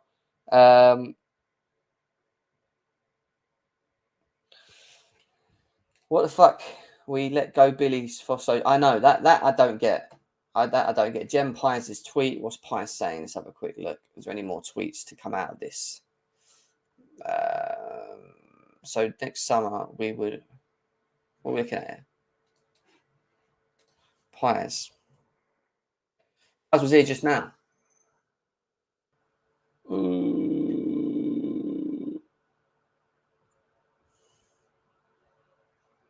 But he's just asked Memphis to buy to Chelsea, yes or no.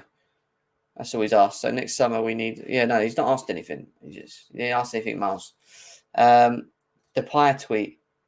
Waiting for Depay. Depay apparently is Chelsea's only last option in terms of who we can sign. Whether it will happen or not, we'll have to wait and see.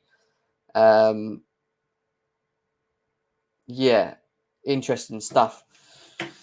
What I will do though is I'll try tomorrow to try and get a show in to review obviously the deadline, obviously the deadline window. See if there's any more signings, if Depay gets pulled, if there's any other players that get pulled out of the hat. We'll have to wait and see. Depay to Chelsea confirmed by Fabrizio Romano. People stop trolling. Maybe not. Let's have a look. So he has actually brought out a comment, Fabrizio Romano, and his comment on Memphis Depay is this. Keep an eye on Memphis Depay. It's not over yet. There are talks with his camp working on potential last-minute solution. It could be part of a domino for Barcelona to sign a new player. Negotiations ongoing and run against me. Right, run against time is what he said there as well.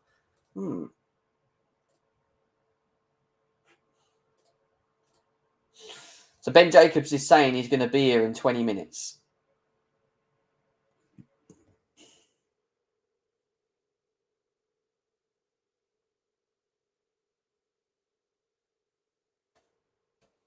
That's what he said, maybe 20 minutes. So Ben Jacobs will be here in 20 minutes. We'll have to see what happens. See if there's any news that Ben Jacobs has that he can share us as well. But in the meantime, keep getting your questions in, guys. Keep getting your questions in. Got 200 people on GNA TV with what we've got on it. We have also got on Chelsea Fan TV. We've still got 487 of you guys here as well. Big up to every single one of you guys. Calvert-Lewin must be bought if Aubameyang fails. Why is Aubameyang's not failing? Oh, you're talking about if he fails at Chelsea. will prefer Zaha over Depay. I do as well. I've already told you guys why I feel Zaha would work and why I want him, to be honest. We'll have to wait and see what happens there.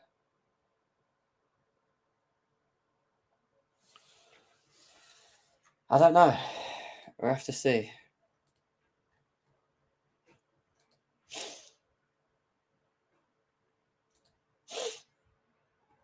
Would you give Chukwuemeka more chances? Yeah, I like this boy. I think there's a talent in this boy. And I think that we should look to give him an opportunity at some point, especially with how limited the team is at the moment.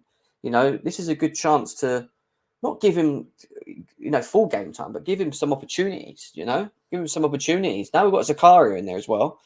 I only feel that he's only going to get that opportunity in a cup game, or if we get some serious injuries and we lose Kovacic, we lose Kante or whatever else, Jem, based on who we have bought now, who would be our front three?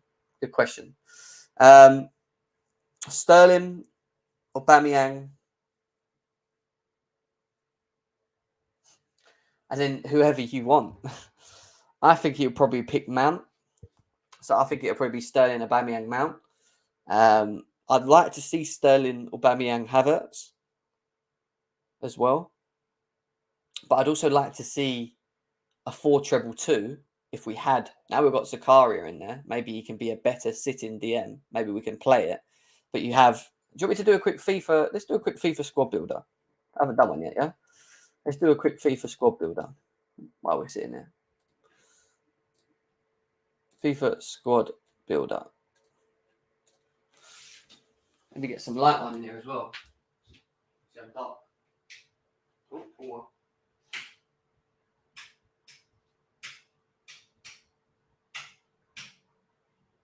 There we go. Just getting some light, guys, so I can see myself. There we go. So what can we do with what we have at the moment is the question. And a good question. Let's have a quick look. I think you could play a 4-2-2. 4-2-2 with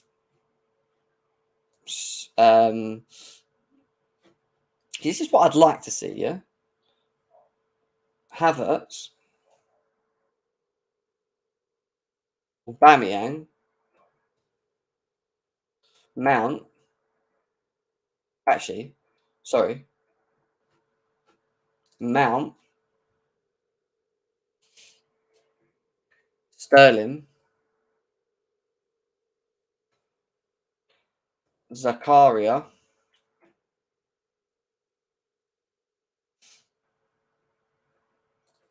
Kovacic, and then I would play Cucurella, Reece James,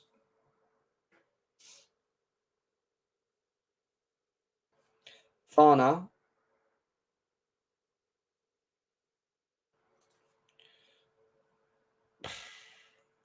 Koulibaly. Just say it.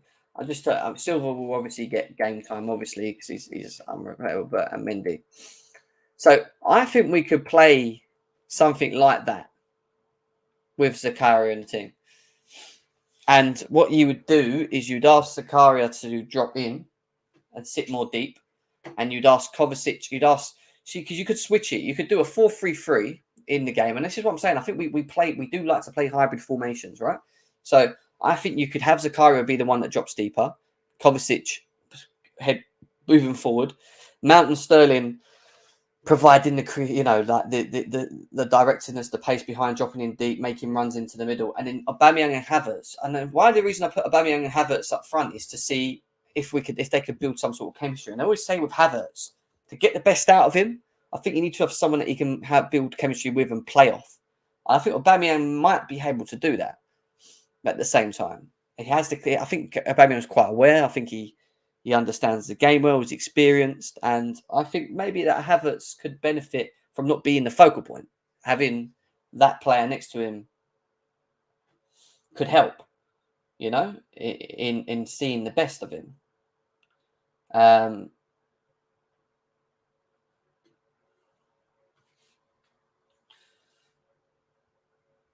You know, you got Burrow as an option, Sterling on the right. Yeah, why not? Give Sterling the right way. Sterling played right for Man City, left or right in the 4-2-2. Why not? You know, you could do that, you know, and give that option. Or if we went to the 3 at the back, the problem with this, the reason I picked this is because you can still get everyone in, Havertz, Mount, and even though they haven't deserved the opportunity to play, there is a way of still accommodating them if the window finishes like this now. If it finishes like this now. As soon as you switch it to a 3-4-3, you then have what I think will happen is Havertz out and just literally that is it. That'll be the switch. You have 3 defenders. You know, or you look like something like that. And I think Mount may play, but I'd also like to see Havertz. I think Mount and Havertz would probably be the ones that switch between the two.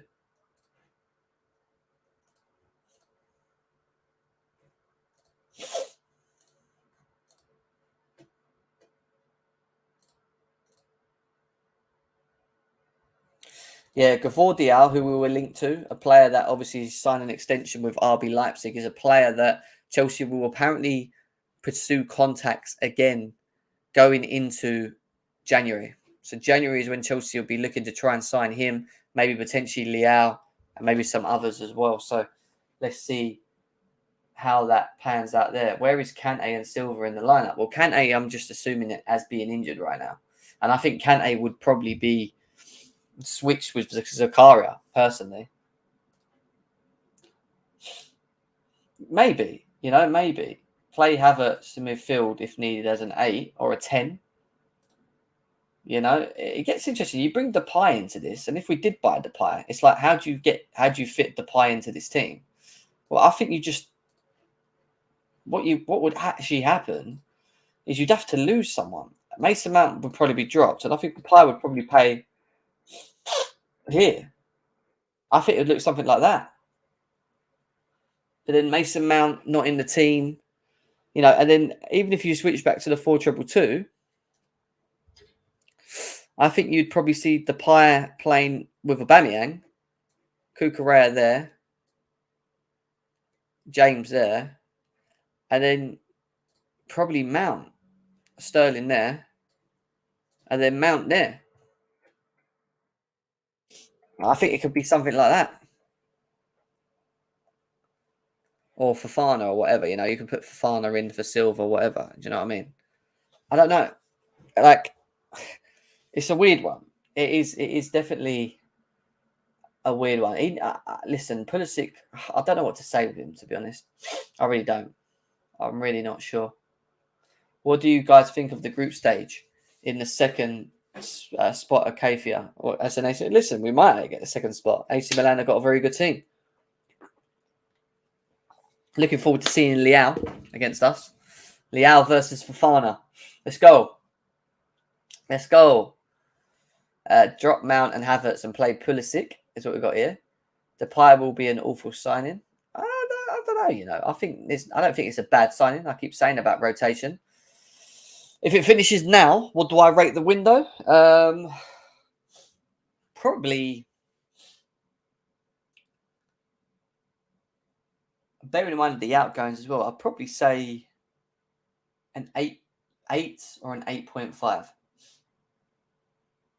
Probably an 8 for me. I would probably go for an 8.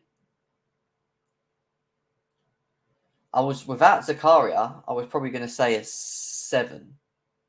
6.57. But now we've got him, and I know he could be a flop, but the fact that we've got someone that can come in and play there, I would probably say an 8 in the unknown. Maybe a 7.5. 7.5. But if we'd have got another forward, like a Zaha or someone like that, then I would probably say 9, 8.59. 9 probably. In terms of the whole outgoings, ingoings, 100%. Like in what we've done. Yeah, I would have. We need Havertz on the bench and nowhere near the starting lineup if we get the pie. What's that? Edson said he don't like Havertz. Slightly off topic. I wonder if the new players who join Chelsea still carry on the tradition of singing when they join. Probably. It's always been a ritual there, isn't it? Yeah, that don't surprise me.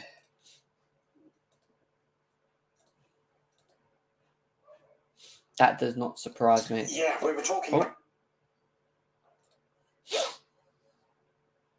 Yeah, he's now completed his medical via Di Marzio as well. Let's just copy and change that quickly. So Zakaria has completed his medical, is now probably on his way to Chelsea as well, which means Zakaria and Aubameyang could be announced as early as tomorrow as Chelsea players as well. Interesting stuff. Contracts being prepared right now for Hector Bellerin to Barcelona. Fair enough. What is your opinion on Tuchel? Listen, I back the manager. I think he's a top manager. I really do. I think he needs time to show us the vision of trying to get the best out of the system he has. I don't think the crop of players that he has does that. And I think the quicker we sort out the main 11 and strengthen, and then the quicker that we can add squad depth or have quality squad depth, the better. The better.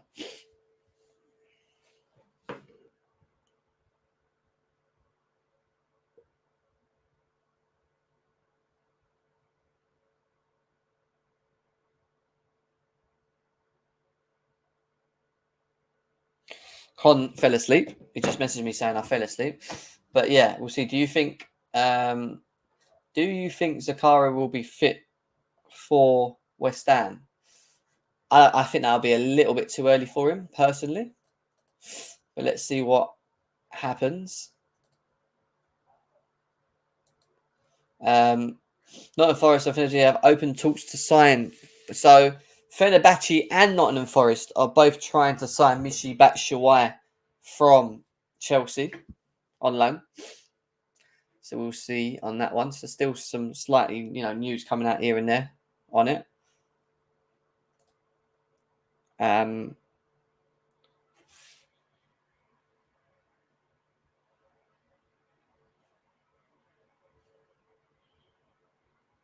Just waiting to see if we're gonna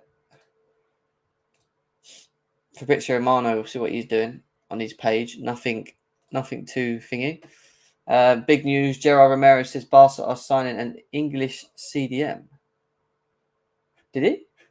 No, he didn't. No, he didn't. He didn't, did he?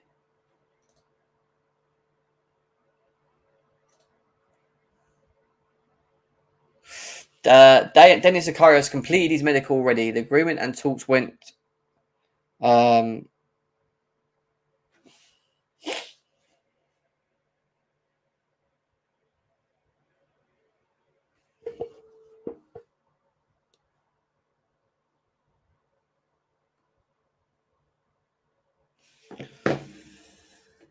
Sorry, the agreement and talks went so fast. Really hope it's an underrated signing and he turns out good, is what Piers has said there. Fabrizio Romano, there's something big cooking. Fabrizio Romano just said there's something big cooking. What does he mean by that? Let's go back to his thing quickly. Okay, so Memphis is one. Because the transfer window is closed in Italy. Sorry. I was just going to say Memphis is a name we obviously have to keep an eye on. Yeah. What are some of the other names that we should have in the if back it's surprising, it's something probably. Well, sure. I mean, it could come out of nowhere we least expected, super but surprising is something we don't know about. But is there something else that we should still kind of? No, we have to monitor all the official statements. We have to monitor Bellerin official statement, Alonso official statement, Aubameyang official statement. Now we will start the check, but we have to understand this point of Memphis Depay. The key piece of the domino is Memphis Depay. The story of Memphis. While Alba is. So he's basically saying that the key. Going medicals with Chelsea. Yeah. We're waiting for first footage as well of Alba and. I have it. Yes. Alba can send it. That's good footage if you like it. So there's some images of Aubameyang to Chelsea apparently. You mentioned about apparently. That's official on Barcelona's Twitter 1 minute ago. Yeah. 2 seconds, guys. I am still listening. Yeah. I'm also.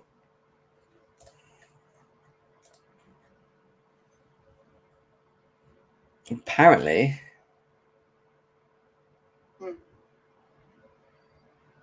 There's something big cooking. Not sure if it's to do with Chelsea, but who knows? So Fabrizio you're Romano. very strongly that Memphis Depay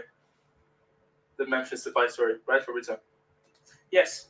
The feeling around Memphis Depay, those close to Memphis Depay, say could be something really big tonight, but they can't say more because it's 2 hours, so they have to be fast. Never is.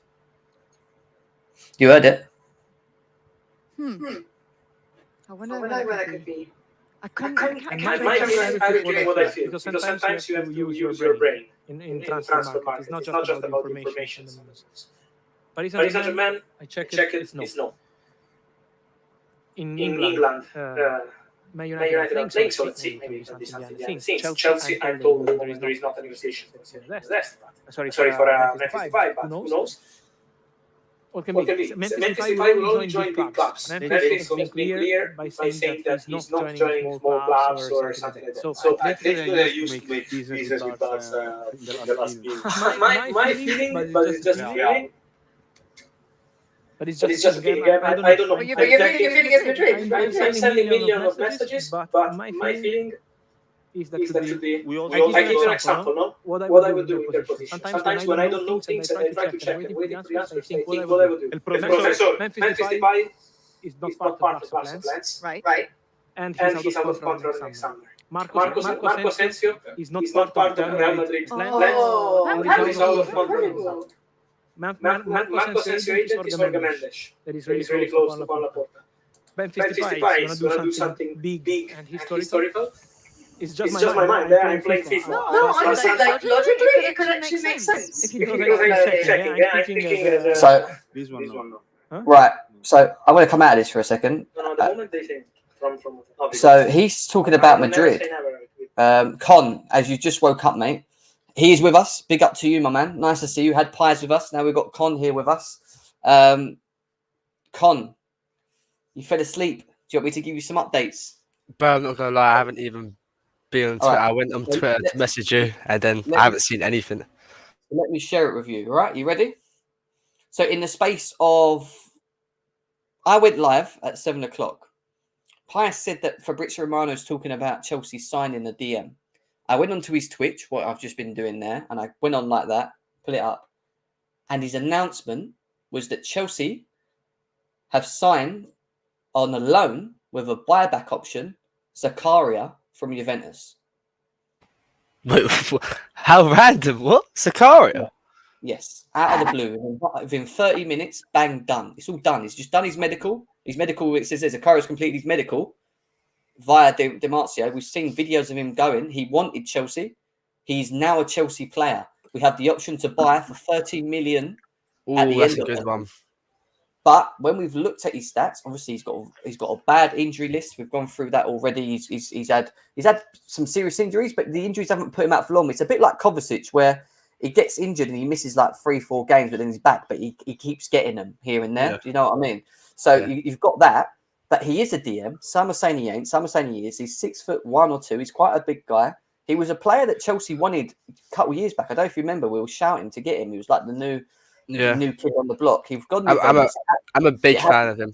I'm a big Well, fan. it hasn't worked at Juventus. He's had a real shocker at Juventus, and even But- Max Allegri, the Juventus manager's come out and said that there's not much quality to his game. That's Max Allegri. So, give me your thoughts on Zakaria to Chelsea as it's done. I like him. I watched him a lot I watched him a lot in the Bundesliga. I think it was for. I always get confused with the mid-table ones. Yes, there we go. Watching Gladbach, that's the one, yeah. And I was really impressed. He's very athletic. He gets around the pitch really well. He is a DM, country to believe. Just because he can get around the pitch well, it does mean he does sit. I was a big fan, and I wanted him before he went to Juventus. It hasn't really worked out at Juventus, but neither's really De Ligt, neither has Chiesa in a way, neither has Dybala. So I did that Juventus team is horrible for players. It really is. So I'm not taking too much of that. I think. Did you say a loan? It's a loan with the option That's to buy. a great option. Like, Yeah, the only problem you said is like the injuries. If he can stay fit, bro, that's a really good option because it's not really a panic buy. Because if it doesn't work out, cool, we can send him back. But I think he will shock a lot of people of how good he is. I do like Zakaria. I'd be lying if I said I didn't. So I've done a couple of comparisons of his best season at Borussia Mönchengladbach compared to the new guy that we was interested in, Alvarez, you know, the Ajax guy. So his best season compared to Zakaria's best season. Now, Zakaria's stats were, where he was lacking was his blocks and interceptions, but what he was very good at was his passing. Like, he had a very high percentage passing. I'd say it was low, his block and interceptions. His block and interceptions were all right. He actually was he was compared to Kante and Alvarez when Chelsea Database sent me over the image. Actually, I might still have it. Let me show it to you. If I've still got it here. I should still have it here. Where did he send it? There we go. Let me get this up here. So we compared Zakaria to Kante and Edson Alvarez, just as an example. Because a lot of people saying, well, he's very N'Golo Kante player. He's box to box. He's not really a DM. He likes to get in and around. Some people say, no, he's actually a DM. And when you look at him on transfer market, they say that his best positions, or positions that you can utilize him in, it could actually, because apparently he was a defender. So you could play him at the back. You can play him as a centre back, or as a centre back, a central midfielder, or a DM. So it gives you three options. Yeah, it gives you 3 options. So when we compared the stats, and obviously I don't know much, so I couldn't compare the eye test. 2 seconds. Let me just quickly bring in Ben Jacob here as well with us. 2 seconds, Ben. You know, it didn't look pleasing in terms of when you look at his forward passes, his take-ons, his aerial dual successes. He was weaker against Kante and Edson Alvarez in them areas. Where he was good was his passing accuracy. He never loses position on the ball, which means that he's good at moving the ball around as well. So, I mean, it's hard to judge on stats. I think eye test is important, and I've not seen enough of him. Some people say it's a great signing. Some people were saying it's not a great signing, but it's a low risk reward when you think about the fact that we're getting him on a loan with the option to buy, you know. Ben, I'll say just before Ben goes, just give me 2 pence because I've seen quite a bit of him. Like with Zakaria, right? With Chelsea, the biggest problem we have is when we get caught in transition. With Zakaria, he can get around the pitch and he can really help us with that issue. His passing progressively isn't the best, but Alvarez is worse. Alvarez progressively is terrible. He's more of pass it to that progressor. You know, it's the sideward sort of passing. Jorginho, if funny enough, gets labelled under.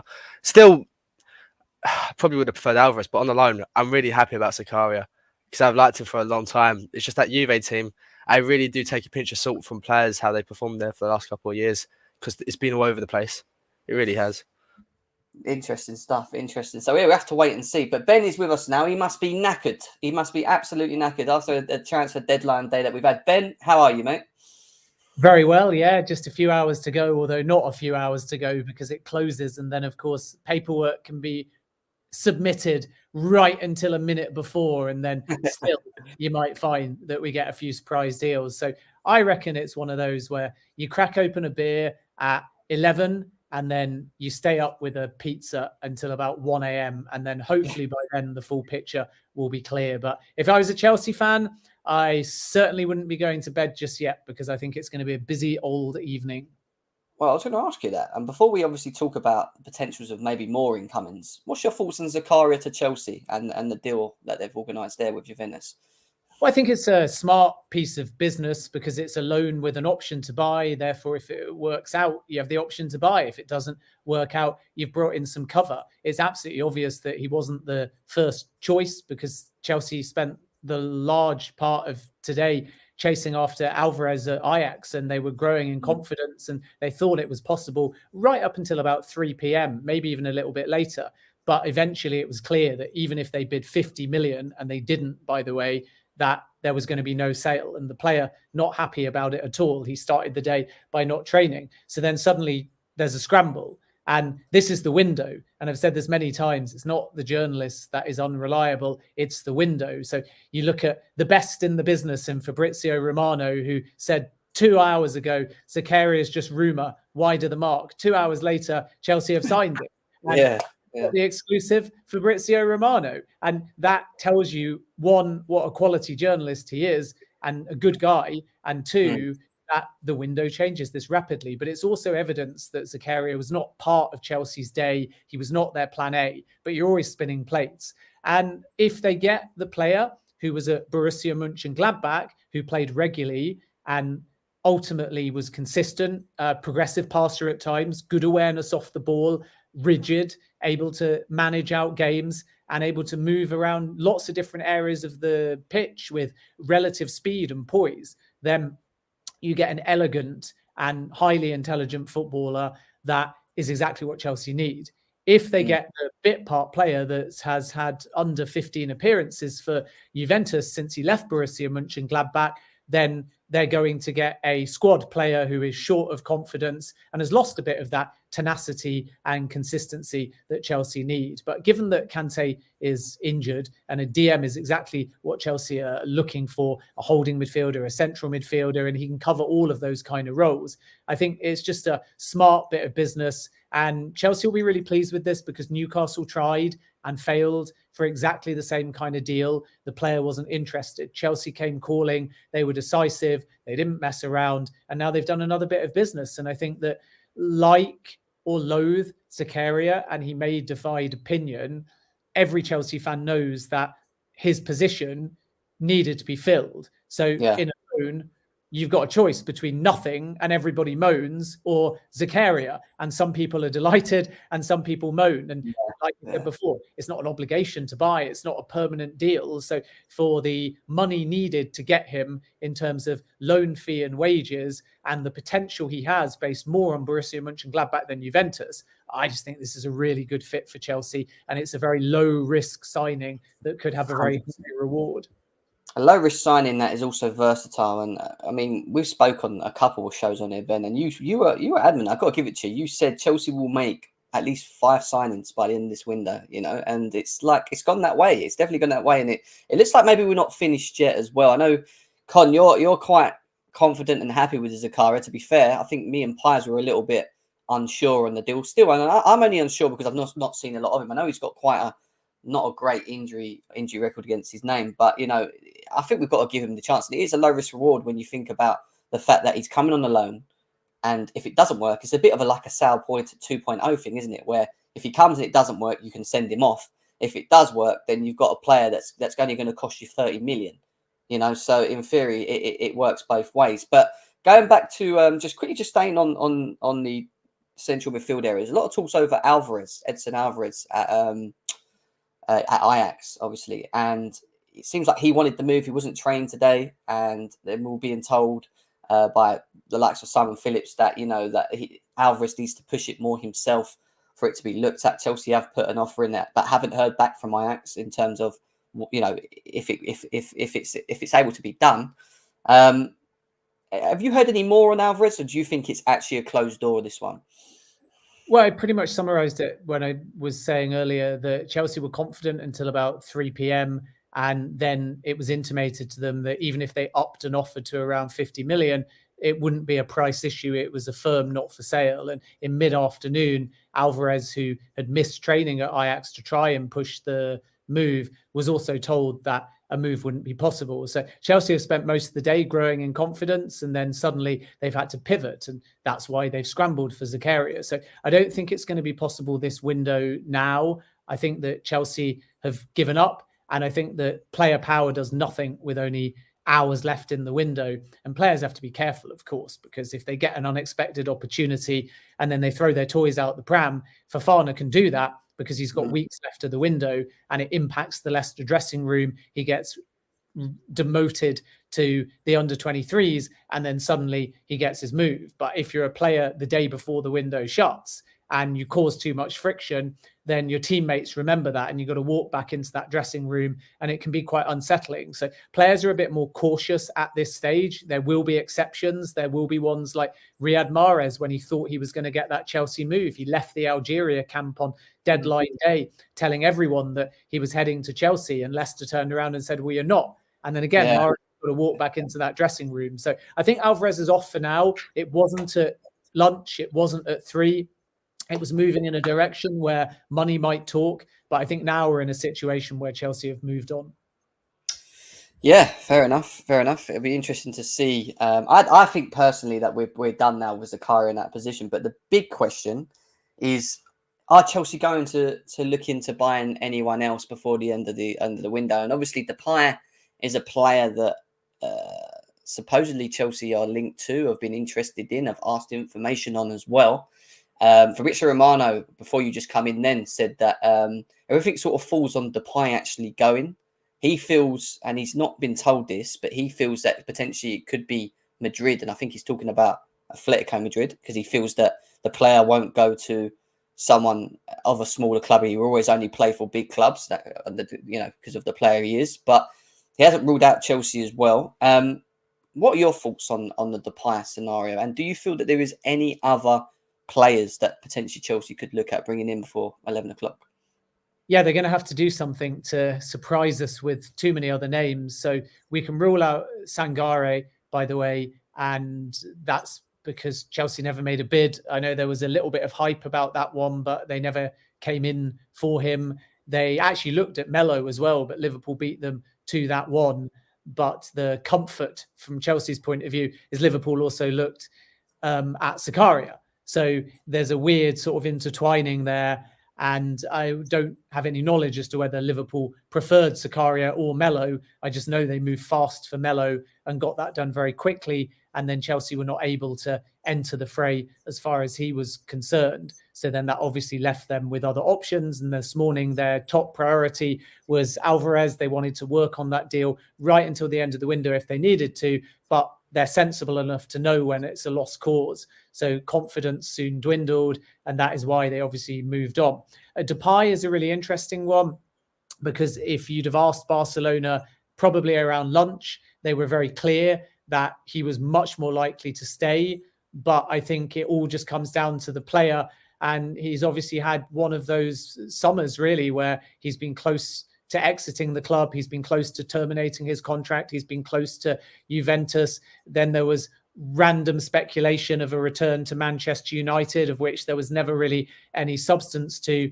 And even as of 2 p.m. this afternoon, there was nothing advanced with Chelsea as well. So it wouldn't surprise me, because every Barcelona transfer has to be tied to something else. And that is how difficult the club is at the moment, that to register players, to pay players, to balance their books, to bring their net spend down to a few days ago, because he's come out and said he's not moving, to try and bid for a Bernardo Silva, to keep Frenkie de Jong.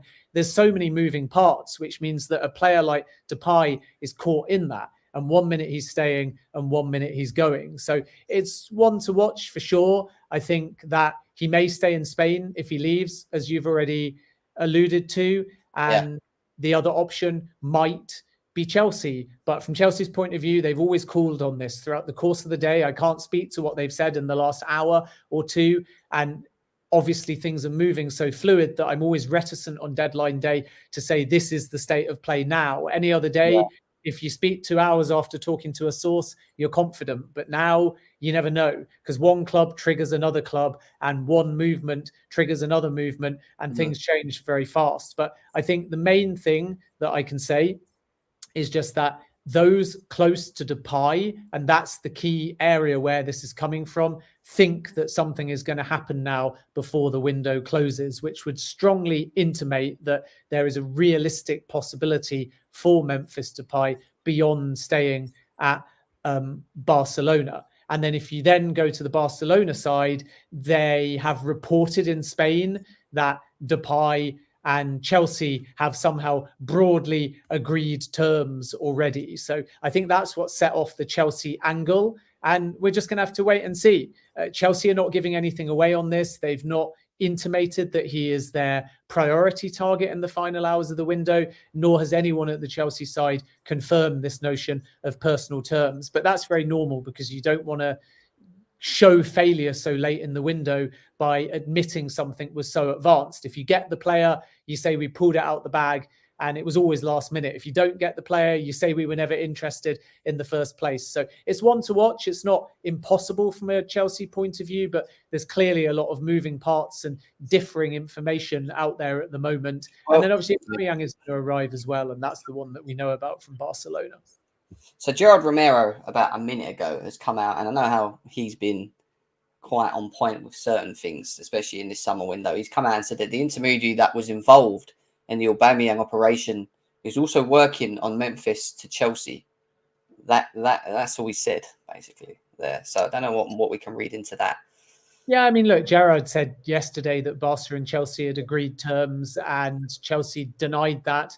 And obviously, the other factor in all of this is just if Depay wanted to leave for Chelsea and had agreed terms and Barcelona are happy to let him go, then that deal would have been done yesterday, not in the final hour of the window. So I suspect that Chelsea, having spoken to Barcelona on a variety of things all summer, if they do move for Depay, will do so very last minute out of opportunism, and at the same time there may well be interest from elsewhere as well. So we're going to have to wait and see. That might be one that is our 10:59 breaking story. I thought the most random, biggest surprise of the day was going to be Marcelo to Leicester, but there's not too much in that one. But this is what's for sure. I think the big thing in all of this, which is really important, is just that Depay is open to leaving, and his people are working very hard to find him an option.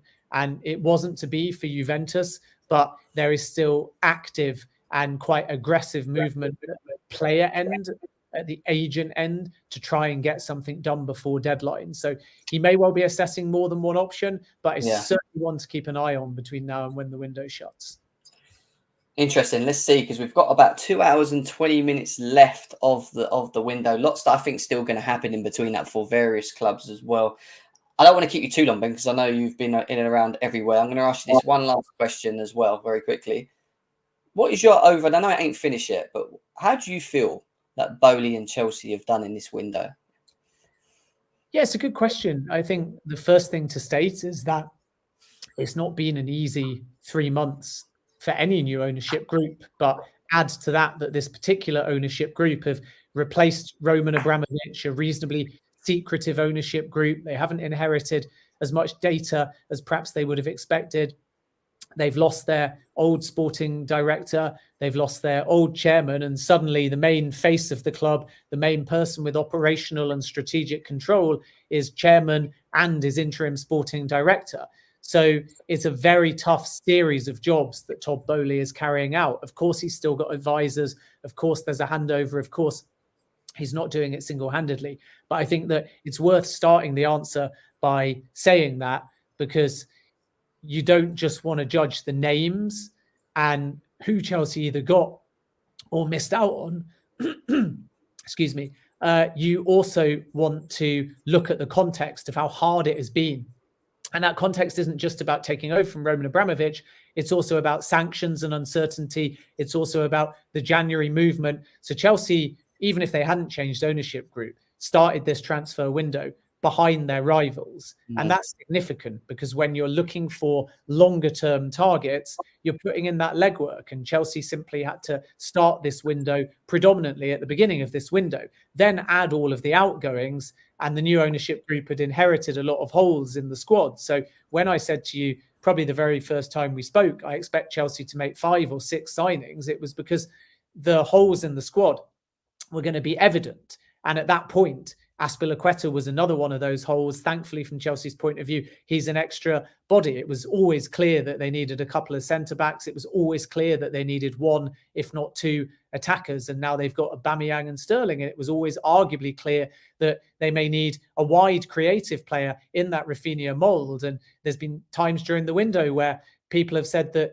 it's going to be Werner, Ziyech and Pulisic all leaving. So even more reason for Chelsea to be looking. And now we're finding central midfield as well. So the task was massive. And I think that what the ownership group have done is they've shown ambition. They've shown that they can negotiate under tough circumstances. They've shown short and long-term strategy. Aubameyang is short-term strategy to fulfill the needs of Tuchel. But a lot of the young players like Gaga, Slonina, just to name one, a long-term strategy. And some of the changes are there. So it's not just a new board and new owners. It's a incentive-based package offered to some players. It's long-term contracts that are 6 or 7 years. It's ensuring players like Mount and Reece James know that new contract talks are on the way. And then on top of that, it's changing the culture of the club to something that's more transparent and people driven. And obviously the little tweaks already around the stadium are part of that.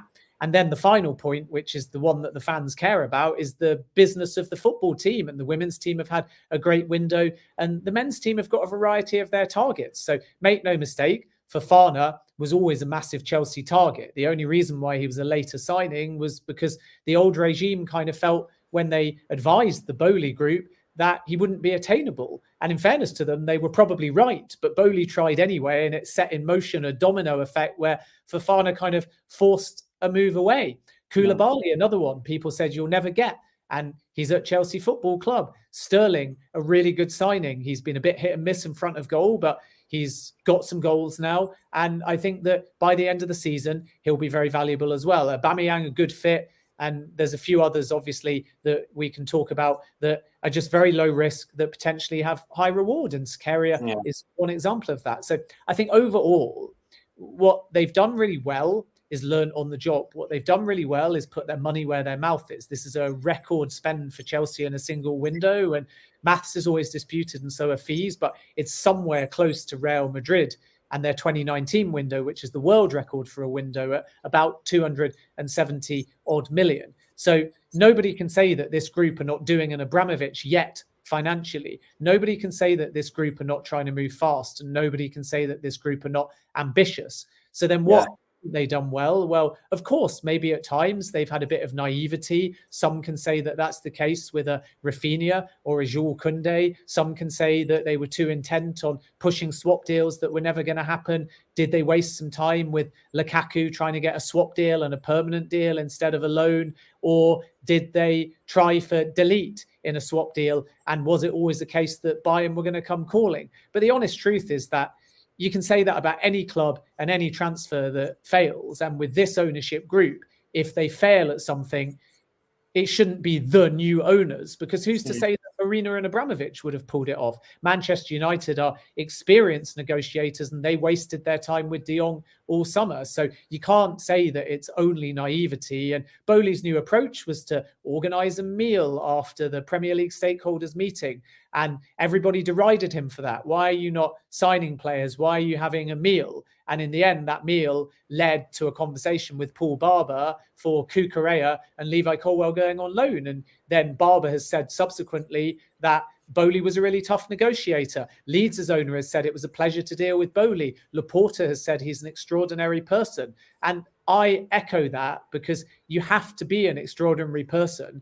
to 3 months into the job come into a football club where you're miles behind your rivals in the window through circumstances outside of your control, and spend the best part of 300 million on multiple signings for the men and women's team, whilst being minority owner, whilst having a new board, whilst learning on the job, whilst being chairman, and whilst being sporting director. It's absolutely phenomenal. So he deserves a 100 out of 10 score. Chelsea's women's business, for me, is an 8 or a 9 out of 10. They've got the depth for the Women's Champions League now. Emma Hayes is delighted. The men's business is maybe more like a 7 or an 8 out of 10. And that's because they didn't get a De Jong, and maybe there were 1 or 2 other targets. Vardy'll obviously they still could get next year, but he has signed a new deal. But that's just a window. How many clubs usually have a 10 out of 10? Really very few.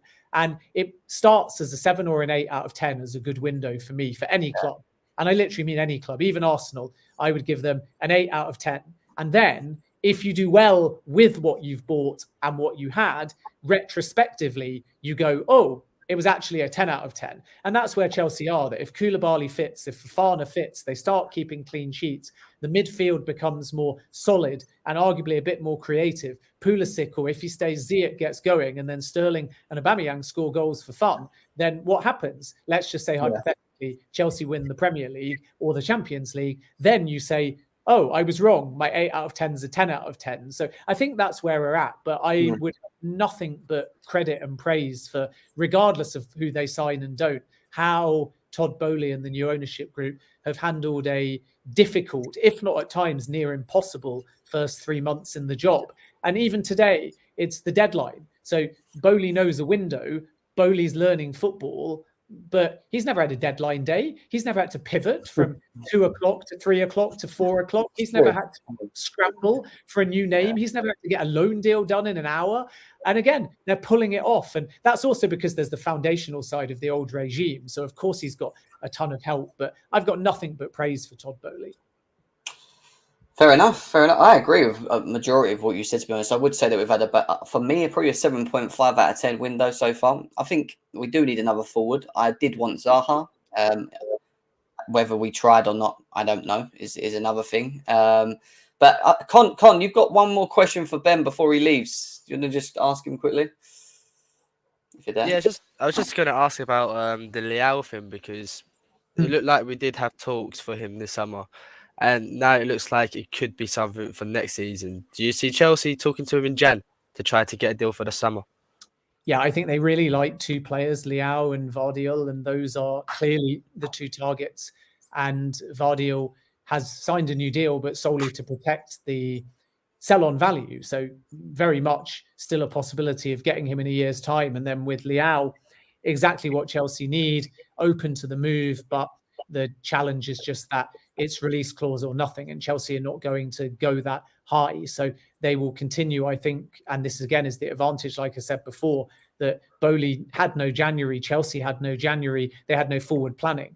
And clubs that work well work 2 windows ahead, if not 3 windows ahead. So now Boehly can plan the feasibility of Leao, work out what he can potentially get him for.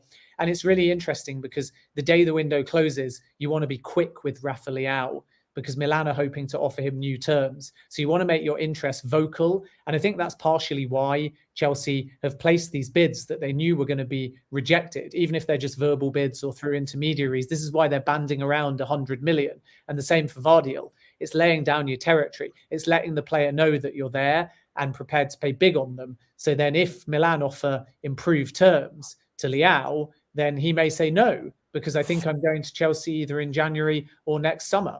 And then at that point, he can either force his way out or negotiations can take place in a more controlled manner to get the price more reasonable. And who knows, Boehly might get another swap deal out of that as well. So Leao will remain on Chelsea's target into January, into next summer. Whenever they choose to pull the trigger on that one, they're actively interested and they will remain so. And unless a new contract is signed and those terms can match Chelsea's, and unless the release clause price goes even higher to the point where he's priced out the market, much like Declan Rice in this window, Chelsea will start working on the structure and foundations behind that deal, because it is absolutely clear that that is a player that Thomas Tuchel wants.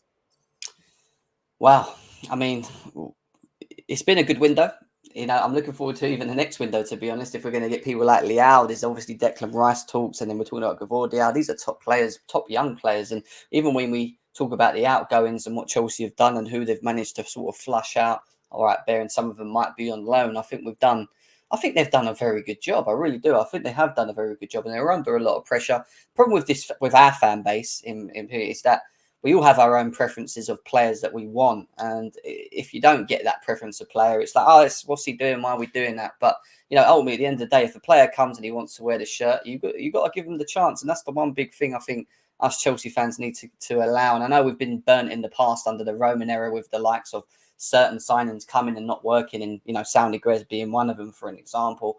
But, you know, it's going to be interesting to see how these players, especially Aubameyang, Zakaria, the ones that are coming in this season, adapt. But Ben, thank you again, mate. Thank you for coming in. It's been a pleasure having you through this transfer market, actually, throughout the Chelsea transfer market, having you coming on as well. Any last words? Any final words? Just that there's 2 hours left of the window, and Depay is the one to watch at the moment, in my opinion. Zakaria, Aubameyang done, and have been now, well, Aubameyang for a while as far as today is concerned, but Zakaria, medical is complete as well. So those are looking positive. So it will be 2 in for sure from Chelsea's point of view. And then just keeping across Depay, because I think he's got 2 or 3 offers. I think that Chelsea are certainly in the mix if they choose to move late on that one, but it's going to have to move pretty quickly.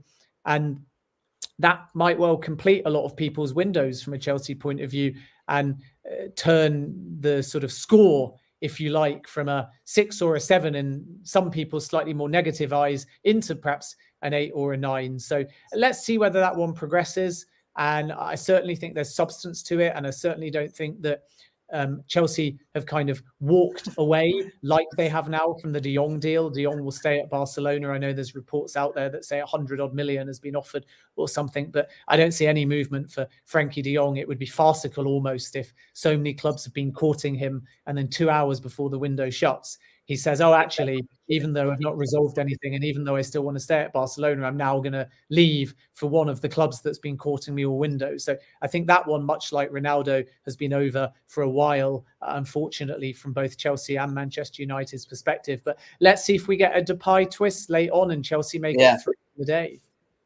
100%. Someone asked, why aren't you watching Leicester? Because he's busy. It's deadline day. You think I only have one computer? I got 4 screens here. I got my phones, I've got my iPad, I've got my television, I've got 2 computers, and then I'm broadcasting on a 3rd computer here. And that's simply because you have to be alert. You have to understand what's going on. You have to be able to confirm stories. You have to be able to call agents. But Leicester 1-0 down. And it's looking glum. All credit to Manchester United, by the way, though. They showed this against Southampton as well, who played really well against them, that they can be quite resilient. But Leicester first half, only 1 shot on target and looking a little bit toothless again. So no disgrace in all truth, losing to Manchester United at the moment, despite their poor start to the season. But Leicester haven't won yet, rock bottom of the table. And even the point that we got was after throwing away a 2-0 lead against Brentford on opening day. So I'm worried, I have to be honest with you. Imagine. Ben, thank you very much, mate. Appreciate you coming on as always. And we'll probably see you again soon, shortly. No worries. Keep up the good work, guys. Yeah. All the best. Thank Bye. you, man. See you later. Bye. Oh, he's got... Con, you asked me last Yeah, I asked you too late. I'm sorry, man. I would have asked him that as well. I wanted to finish off the show slowly with you, actually, just going through some bits. Some people saying, check Simon Phillips, Chelsea's underway. What's going on here? What are we missing, Con? The pie is happening, bro. As soon as I put my phone down, something happens, man. I swear to God. Oh, my goodness. Billy Gilmore's gone to Brighton. Did you know that? You knew that, didn't you? No. Billy Gilmore's gone to Brighton for 9 million. 9 mil? Yeah. No, you're joking. You're not No, I'm serious. not joking. I'm not joking. For 9 million? 9 million. 9 Single million digit? on a permanent deal, yes. I'll show you it in a minute. Memphis Depay to Chelsea is underway, as what was Simon Phillips has announced. Don't know who that is. But I need to show you this Billy Gilmore fix so you know that I'm not lying. You ready for it? Don't get upset, because to be fair, I was actually quite annoyed with it, to be honest. This is Zakaria news. Let's see if we can find the Billy Gilmore one. This is for Britshire. Oh, Batshuayi's gone to Nottingham Forest on loan. On loan? Yeah. Billy Gilmore. Where are you, Bill? I'm sure for Britshire and Mano. There you are. Look. There it is. Billy Gilmore will undergo a medical with Brighton in the next few hours. Chelsea accept the proposal. It's a permanent deal. And the permanent deal being 9 million is what we've been told. Is there a buyback or anything? It hasn't been confirmed yet. We're waiting for the buyback. That's what I'm saying. Since you've been sleeping, shit's gone down. 9 million? Who sanctioned that? 9 million? So basically, I read a comment from Adam Newson, actually. I think he said it. Basically, I don't think Bowley wanted to sell him. He wanted to just loan him out or something and bring him back. But Billy Gilmore forced the move. He wanted to go permanently. Like he basically had enough that he wanted to move. So they kind of just fell to it and agreed at 9 million. We're buying Casadei and all these other youngsters at 15 mil, and we sell players for 9. Bro, we sold Emerson for 15 mil, and that's Emerson. He's crap. Where is it? I need to find it. Gilmore for 9 mil. Let's find it. I can't believe 9 mil. That actually made me feel sick to my stomach. 9 million. Trust me, stuff has gone down. Stuff has gone down. Where is it? I'm sure it was 9 million. Someone said it. How is it every time Chelsea buy a youngster, we're paying 15 plus million at least? When we sell high price assets, like Livramento went for next to nothing, Lamptey went for next to nothing. I think that was a contract. Gilmore going for 9 million.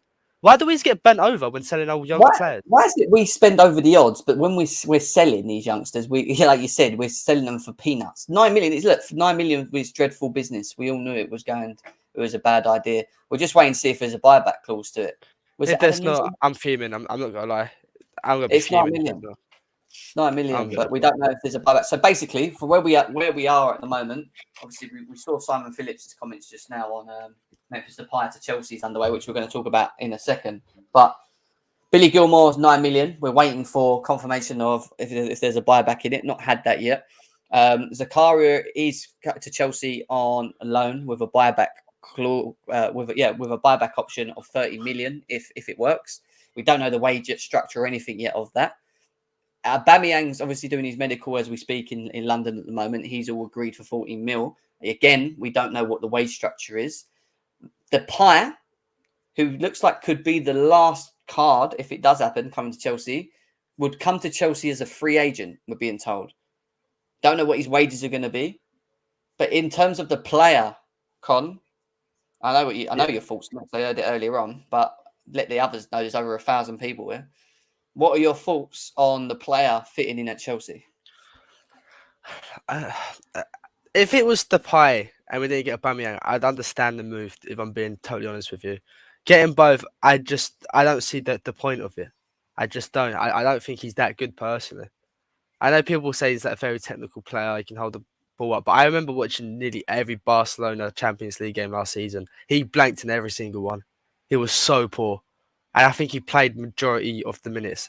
I think he got subbed off on like the 80th minute in that each game. But like I saw him in Champions League and just completely blanked. He was a no-show. And when I saw that, I was like, this guy fell off hard. So for free, I suppose you can't really complain for free, but I feel bad for Broha, man, because he's not going to get minutes, is he? Kai will get played ahead of him, Aubameyang will do, and Depay. So kiss goodbye to Broja's minutes, man.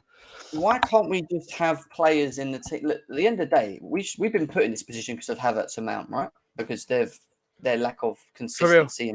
For real, bro. You know? Yeah. So what's when I think of the successful Chelsea teams, and you've seen it yourself, I've always felt that it's because we've had so much competition across the pitch, something we don't have at the moment. I don't even think our depth at the moment, our quality of our depth is even good. So the fact of bringing in, the reason I get the whole thing of not wanting him, whatever. I'm a bit like, I'm on the fence with both Aubameyang and Depay if he comes to Chelsea. But the only reason that I'm cool with it is because I want something different. I want options. I want us to be able to change things. I want us to have players that can offer something different. And if it means we're going to get them on a free or for 14 million, then I think it's better for us to have rather than going into the season and not having. This is the thing with the Zakaria deal. And before I mention that, Chelsea, Juventus and Zakaria have signed all documents, all done via Fabrizio Romano just come out and said as well. So that's done. Why I'm again thinking with Zakaria, he's got a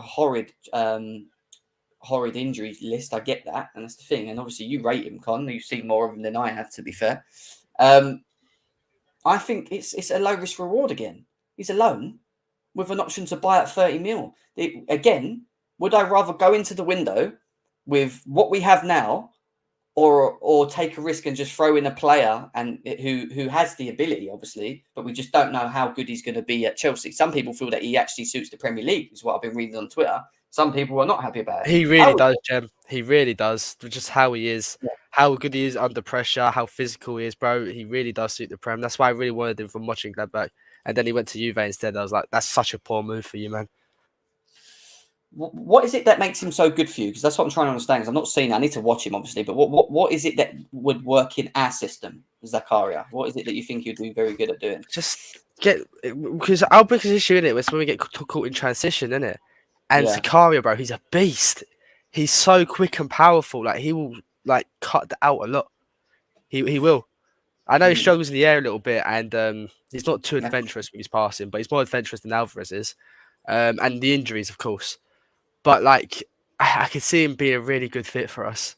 I've wanted him for quite a few years. I just didn't think it'd ever happen. And now it's happened on the loan where there's little risk attached to it. I'm all for it. I want to see if I was right that he would fit good for us, or if I was wrong. I suppose time will tell. But I need to get to see it. Yeah, time will tell. Time will tell. Fabrizio Romano said that it's not close, Chelsea and Depay, but he has to go somewhere, because another thing that you're probably not aware of while you've been sleeping is that Barcelona are on the verge of announcing what they call, from Gerard Romero and Fabrizio Romano, a huge signing, a big player. But they can't announce this player until the Depay leaves Barcelona. It has to go for them to bring him in. They've not announced who the player is. All they've said is that it's a top player. So I don't know. That's very subjective, isn't it? A top player, isn't it? Yeah. So it's so much still to happen in the next 2 hours. I'm so intrigued to know who this player is. But also, once the player moves, finding out who Barcelona's top player that Gerard Romero said that he knows about, which is going to basically set history. He said it's going to be a historic evening once it's announced, which is very interesting. This guy really likes to, take it. Well, I was thinking about humping walls myself, like the one behind me, and doing things. Maybe that might help me grow. Do you know what I mean? I'm thinking. You should, bro. You should. I'll be down to see it. The Chelsea version of Gerard Romero, Gem humping walls. You know what I mean? What was the one that we served in the space? Was it sheep shaggers or something? That was Gerard Romero shag sheep. Someone said Zakaria is like Yaya Toure. I mean, that's a big statement for a player like him.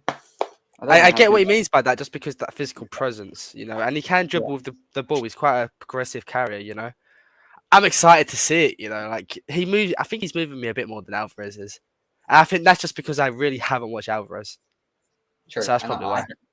I don't know anything about Alvarez. I wanted Sangari, but that's only because I've watched not tons of him, but I've watched him, so I get the player. I can see how he fits. Yeah. Did you watch the Rangers versus PSV game, the Champions League qualifier? Yeah, I watched. Yes, but I also watched the Liverpool game. Was it that he played as well? Sangari was fantastic. Yeah. He's really good. He's a raw talent. Like, obviously, there's still parts to his game that he needs to improve, and that's fine. But when you see a player like that able to get across the pitch, put in tackles, he's just good with the ball. He's calm on the ball, and that's what I like. I like players that are calm. They win tackles. They're calm. They look up and they move the ball quickly, and that's something that he does. And I hope that Zakaria does, because this is his opportunity. This is his big opportunity to show us. So people saying they think it's Ronaldo. Barcelona, maybe. I mean, really? Would he do that to Real Madrid? I can't see him doing that to Real Madrid. I think one thing what Ben said was pretty interesting is Zakaria turned down Newcastle. He turned Newcastle away, and apparently Liverpool asked about him as well. I read, but because they chose Melo, they didn't end up pursuing it. But they did ask about him, apparently. So. We have to see, bro. We have to see. I've done a 3-hour stream. I was only meant to do an hour and a half, but literally, when guys got in earlier, and obviously I knew you was asleep because you didn't respond. I knew you was asleep, but and all that Fabrizio Romano stuff happened, and then Zakaria, and then Billy Gilmore, and then Batshuayi. Oh yeah, Harvey Vale. Sorry, signed a 4-year deal at Chelsea, and he's on loan to. Oh, false! He signed a 4-year deal. Signed a 4-year deal, and he's on a loan to Hull City. He's gone to Hull City. That's fantastic news. There, I'm happy about that. Anything on Webster? Who? Anything on Webster signing a new deal on there? No, I've not heard anything on Webster. But apparently, he had championship teams chased him on a permanent, Harvey Vale, and he turned it away and said he just wants a 4-year deal at Chelsea and loans. So he feels that he might be able to make it. I don't know. We'll have to see. Tukliban. With the donation. Thank you, bro. Thank you for the donations. Unpopular opinion. Bro is a much better footballer than Havertz. We got scammed for 72 million. He has no ability, can't score. He's just a roadrunner. I think that's quite harsh, personally. I mean, Con. I think it's extremely harsh. To say that he has no ability, that's true. Do you know what thing confused me with the Chelsea fan base at times, Jim? We say we don't create enough for our strikers, but we never use that excuse for Kai. He plays as our striker majority of the time. He doesn't get many chances. I saw his XG this season. It's not good. We haven't been supplying him enough, and of course he could do a bit more for himself, 100%. But I sympathise with him a little bit. I do sympathise a little bit. I do as well, and I think that to get the best out of him, and I was talking about it earlier on, and I was saying if we get Aubameyang and we switched to the 4 now, we've got Zakaria, because I could see Zakaria and Kovacic playing in the middle. I would have Mount and Havertz. Sorry, I'd have Mount and Sterling as the 2 in front of them on the wing, and then I'd have Aubameyang and Havertz, and I'd like to just see Havertz and Aubameyang together, just to see if they can build up some sort of sort of. I just think he needs someone he can play off. I do. Yes. I think, Yes. like I agree. he needs to be able to play off someone and have that chemistry link and be able to not be the focal point and be able to run into. I think he would be better in that way in terms of his and also his movement, because I think his movement's impeccable. I do. I think he's great at that. But when his movement will be even better if he had someone that he was close to up front that he can link the play with and run off into pockets of spaces and they have that telepathical understanding. I think you could see a better him, and with Sterling behind and Mount behind them as well, being direct. I think that could work. But if we get Depay, that could be interesting in itself, man. I'm really telling you, I don't know how we'd utilize the formation, but I'm down. I suppose one thing you said though is options. I do agree with that. It's nice to have options because complacency has been an issue this season. Listen, bro, it's a free deal, bro. We might not want the player because of the profile. We maybe not think he's good enough. But if Chelsea are going to get him and it's free, providing the wages structure is correct as well, why not take the risk? It's what we've got to lose. It's the pie. Do you know what I mean? Like, might as well just give it a go. Doesn't work. It don't work. Do you know what's mad, Jen? Like, because when he was at Lyon, I was always a big fan of the player. I did like him a lot. But when I went to Barca, it's just that, bro, it's the Champions League. I wish I didn't watch him in the Champions League last season because I'd be more excited about it. Because I just watched more or less every Barca game, bro. And he just looked so rubbish, man. I don't think he got a single goal or assist in the Champions League last year, if I'm not mistaken, bro. He was just so bad. I was like, what happened to him? Because I used to like him a lot. And I was like, he just completely washed these days. But, sometimes a change of scenery helps. So Helena Condis, who's is a big reporter in Barca, she says Tuchel is not necessarily convinced by the arrival of Memphis, but the player wants to leave Barcelona and is interested in a move. Basically, Tuchel needs to sign this move off. Maybe he won't, maybe he will, but he's not sold on the player, which, if it's true, fair enough. Gerard Romero, pizzas are being delivered to the Camp Nou offices. What's wrong with this guy, bro? Honestly, what is wrong with this guy? This guy's too funny, man. He's not a real guy. I'm going to ask you one more question. We'll finish it off here because we've been over 3 hours now. It's been a massive, still over 1,000 people here. Big up to every single one of people on Chelsea Fan TV and GNA TV. Make sure you're subscribing, smashing the likes. Let's get this up to 500 likes if we can on both. That'd be great. My last question for you is this. Let's put the pie aside for a second and just based on what we currently have at the moment, what would you rate Chelsea's window?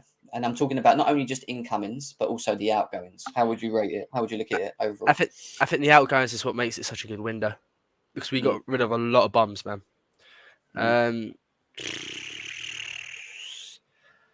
Alonso's permanently gone. Emerson's permanently gone. That's left back now sorted. Cucurella's come in. Really good business. Fofana and Koulibaly to replace Christensen and Rudiger. That's brilliant business there. Zakaria to come in as a stopgap. I think that's really smart. Sterling, I was a big advocate for. I like it. Aubameyang, I'm not still sold on Aubameyang, but the more I'm seeing him talk about like, oh, I'm here to show something. The comps I see, maybe I don't know. I'm getting a bit ahead of myself. Like he could do something, Jem. He could do. I think it's an 8. On the fence for that. I'm like you. Just sit on the fence, bro. That's what I'm doing. Sit on the fence. I'm not committing either way with that one. I think 8. No, actually, I'm gonna give it 8.5. I think it's been a really, really solid window. Considering we don't have a director of football, it's been Todd Bowley and Tuchel. Outgoings have been good. Incomings have been decent. Like, there's not really much to complain about, is there, if we're being real?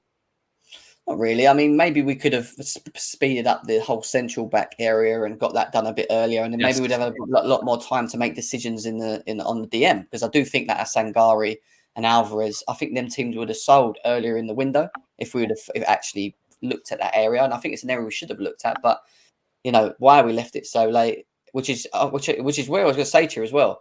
Ruben Loftus-Cheek is fit for the West Ham game. Yes.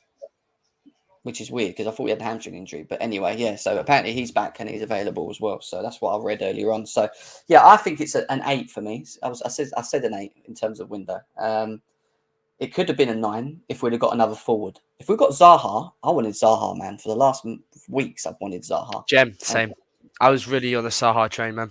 Really was. I've wanted him, and I explained it. I tactically sat here and broke it down and said why people were trying to throw me with the Neymar thing, and I said no, Zaha. I'd even pick Zaha over Neymar. That's mad, for me personally. But I just feel that he would bring so much. And the fact that we're not able to get it done now, I don't think we're going to look at it again. Not when you've got Leao available and Kunku available. I don't think Zaha is an option later on. I think it was an option now, and we haven't gone for it. Or if we have, they've not bothered to sell. But yeah. Anyway, mate, let's tie it up off here. 3 hours and 15 minutes. Over 800 of you still here. Big up to every single one of you guys that have tuned into this long show. It's not finished yet. The pie to Chelsea could still happen. We're still waiting for the Barcelona announcement as well. Still, what, an hour and 45 minutes left of this show as well. But if you want to go and continue listening on to Chelsea news, go over to Lorenz's channel because he's gone live now, and I'm meant to be over there. I think you're meant to be over there as well, Colin. Yeah, well, you going to Lorenz's channel after 3 hours stream? Yeah, he's been messaging me to come over there, bro. Yeah, Yeah, if you haven't liked his videos, like him. Jem has the work rate of N'Golo Kante in his prime, man. He's there. He's on Space. He's on YouTube streams. He's everywhere, man. Work rate, and he's always got a smile on his face and good energy, man. Because sometimes I get a bit exhausted and I just go quiet. You can't see my face, but trust me, I'm there just like trying not to fall asleep because I'm just exhausted with the football news, innit? But like Jem's top, he's a top guy first and foremost. He's great at what he does. Always a smile, you know, very level-headed when talking about players. Appreciate him, guys, because there's not many people out there like Jem. Top guy. No, I appreciate that, bro. I do appreciate the kind words, but the same with you, mate. I think you're top. I think me and you share the same thoughts, so it makes it very easy. And I think what helps maybe is we understand. I think we've got that understanding because of where we're from as well. Both from sort of this close to each other anyway, that same area and stuff like that as well. So no, I think what you've done, mate, on Twitter is massive. You know, to where you've got at the moment, I think you'll be at 200k soon. I think you're hugely influential in the game, and it's good to have you at one of the forefront of the Chelsea social spaces, like the spaces being there and sharing your thoughts, mate. I think you're doing really good as well. Keep it up, and you're always welcome here, man. Always welcome on this channel, mate. Always, if I'm not sleeping, because that's the second time I've done it to you. I feel so bad. Yeah. It's all right, man. It's all right. I knew you were going to, because I always do it in between the period where I time you. I just know you now. It's got that weird. I've never met you, but I just know you. So I'm just like, I'm doing this thing now, and I've told him that I know if he doesn't message me back, he's gone to sleep. How bad's that? I just know. It's like Chelsea when they go behind 2-1. I know they're not coming back. It's the same thing, do you know?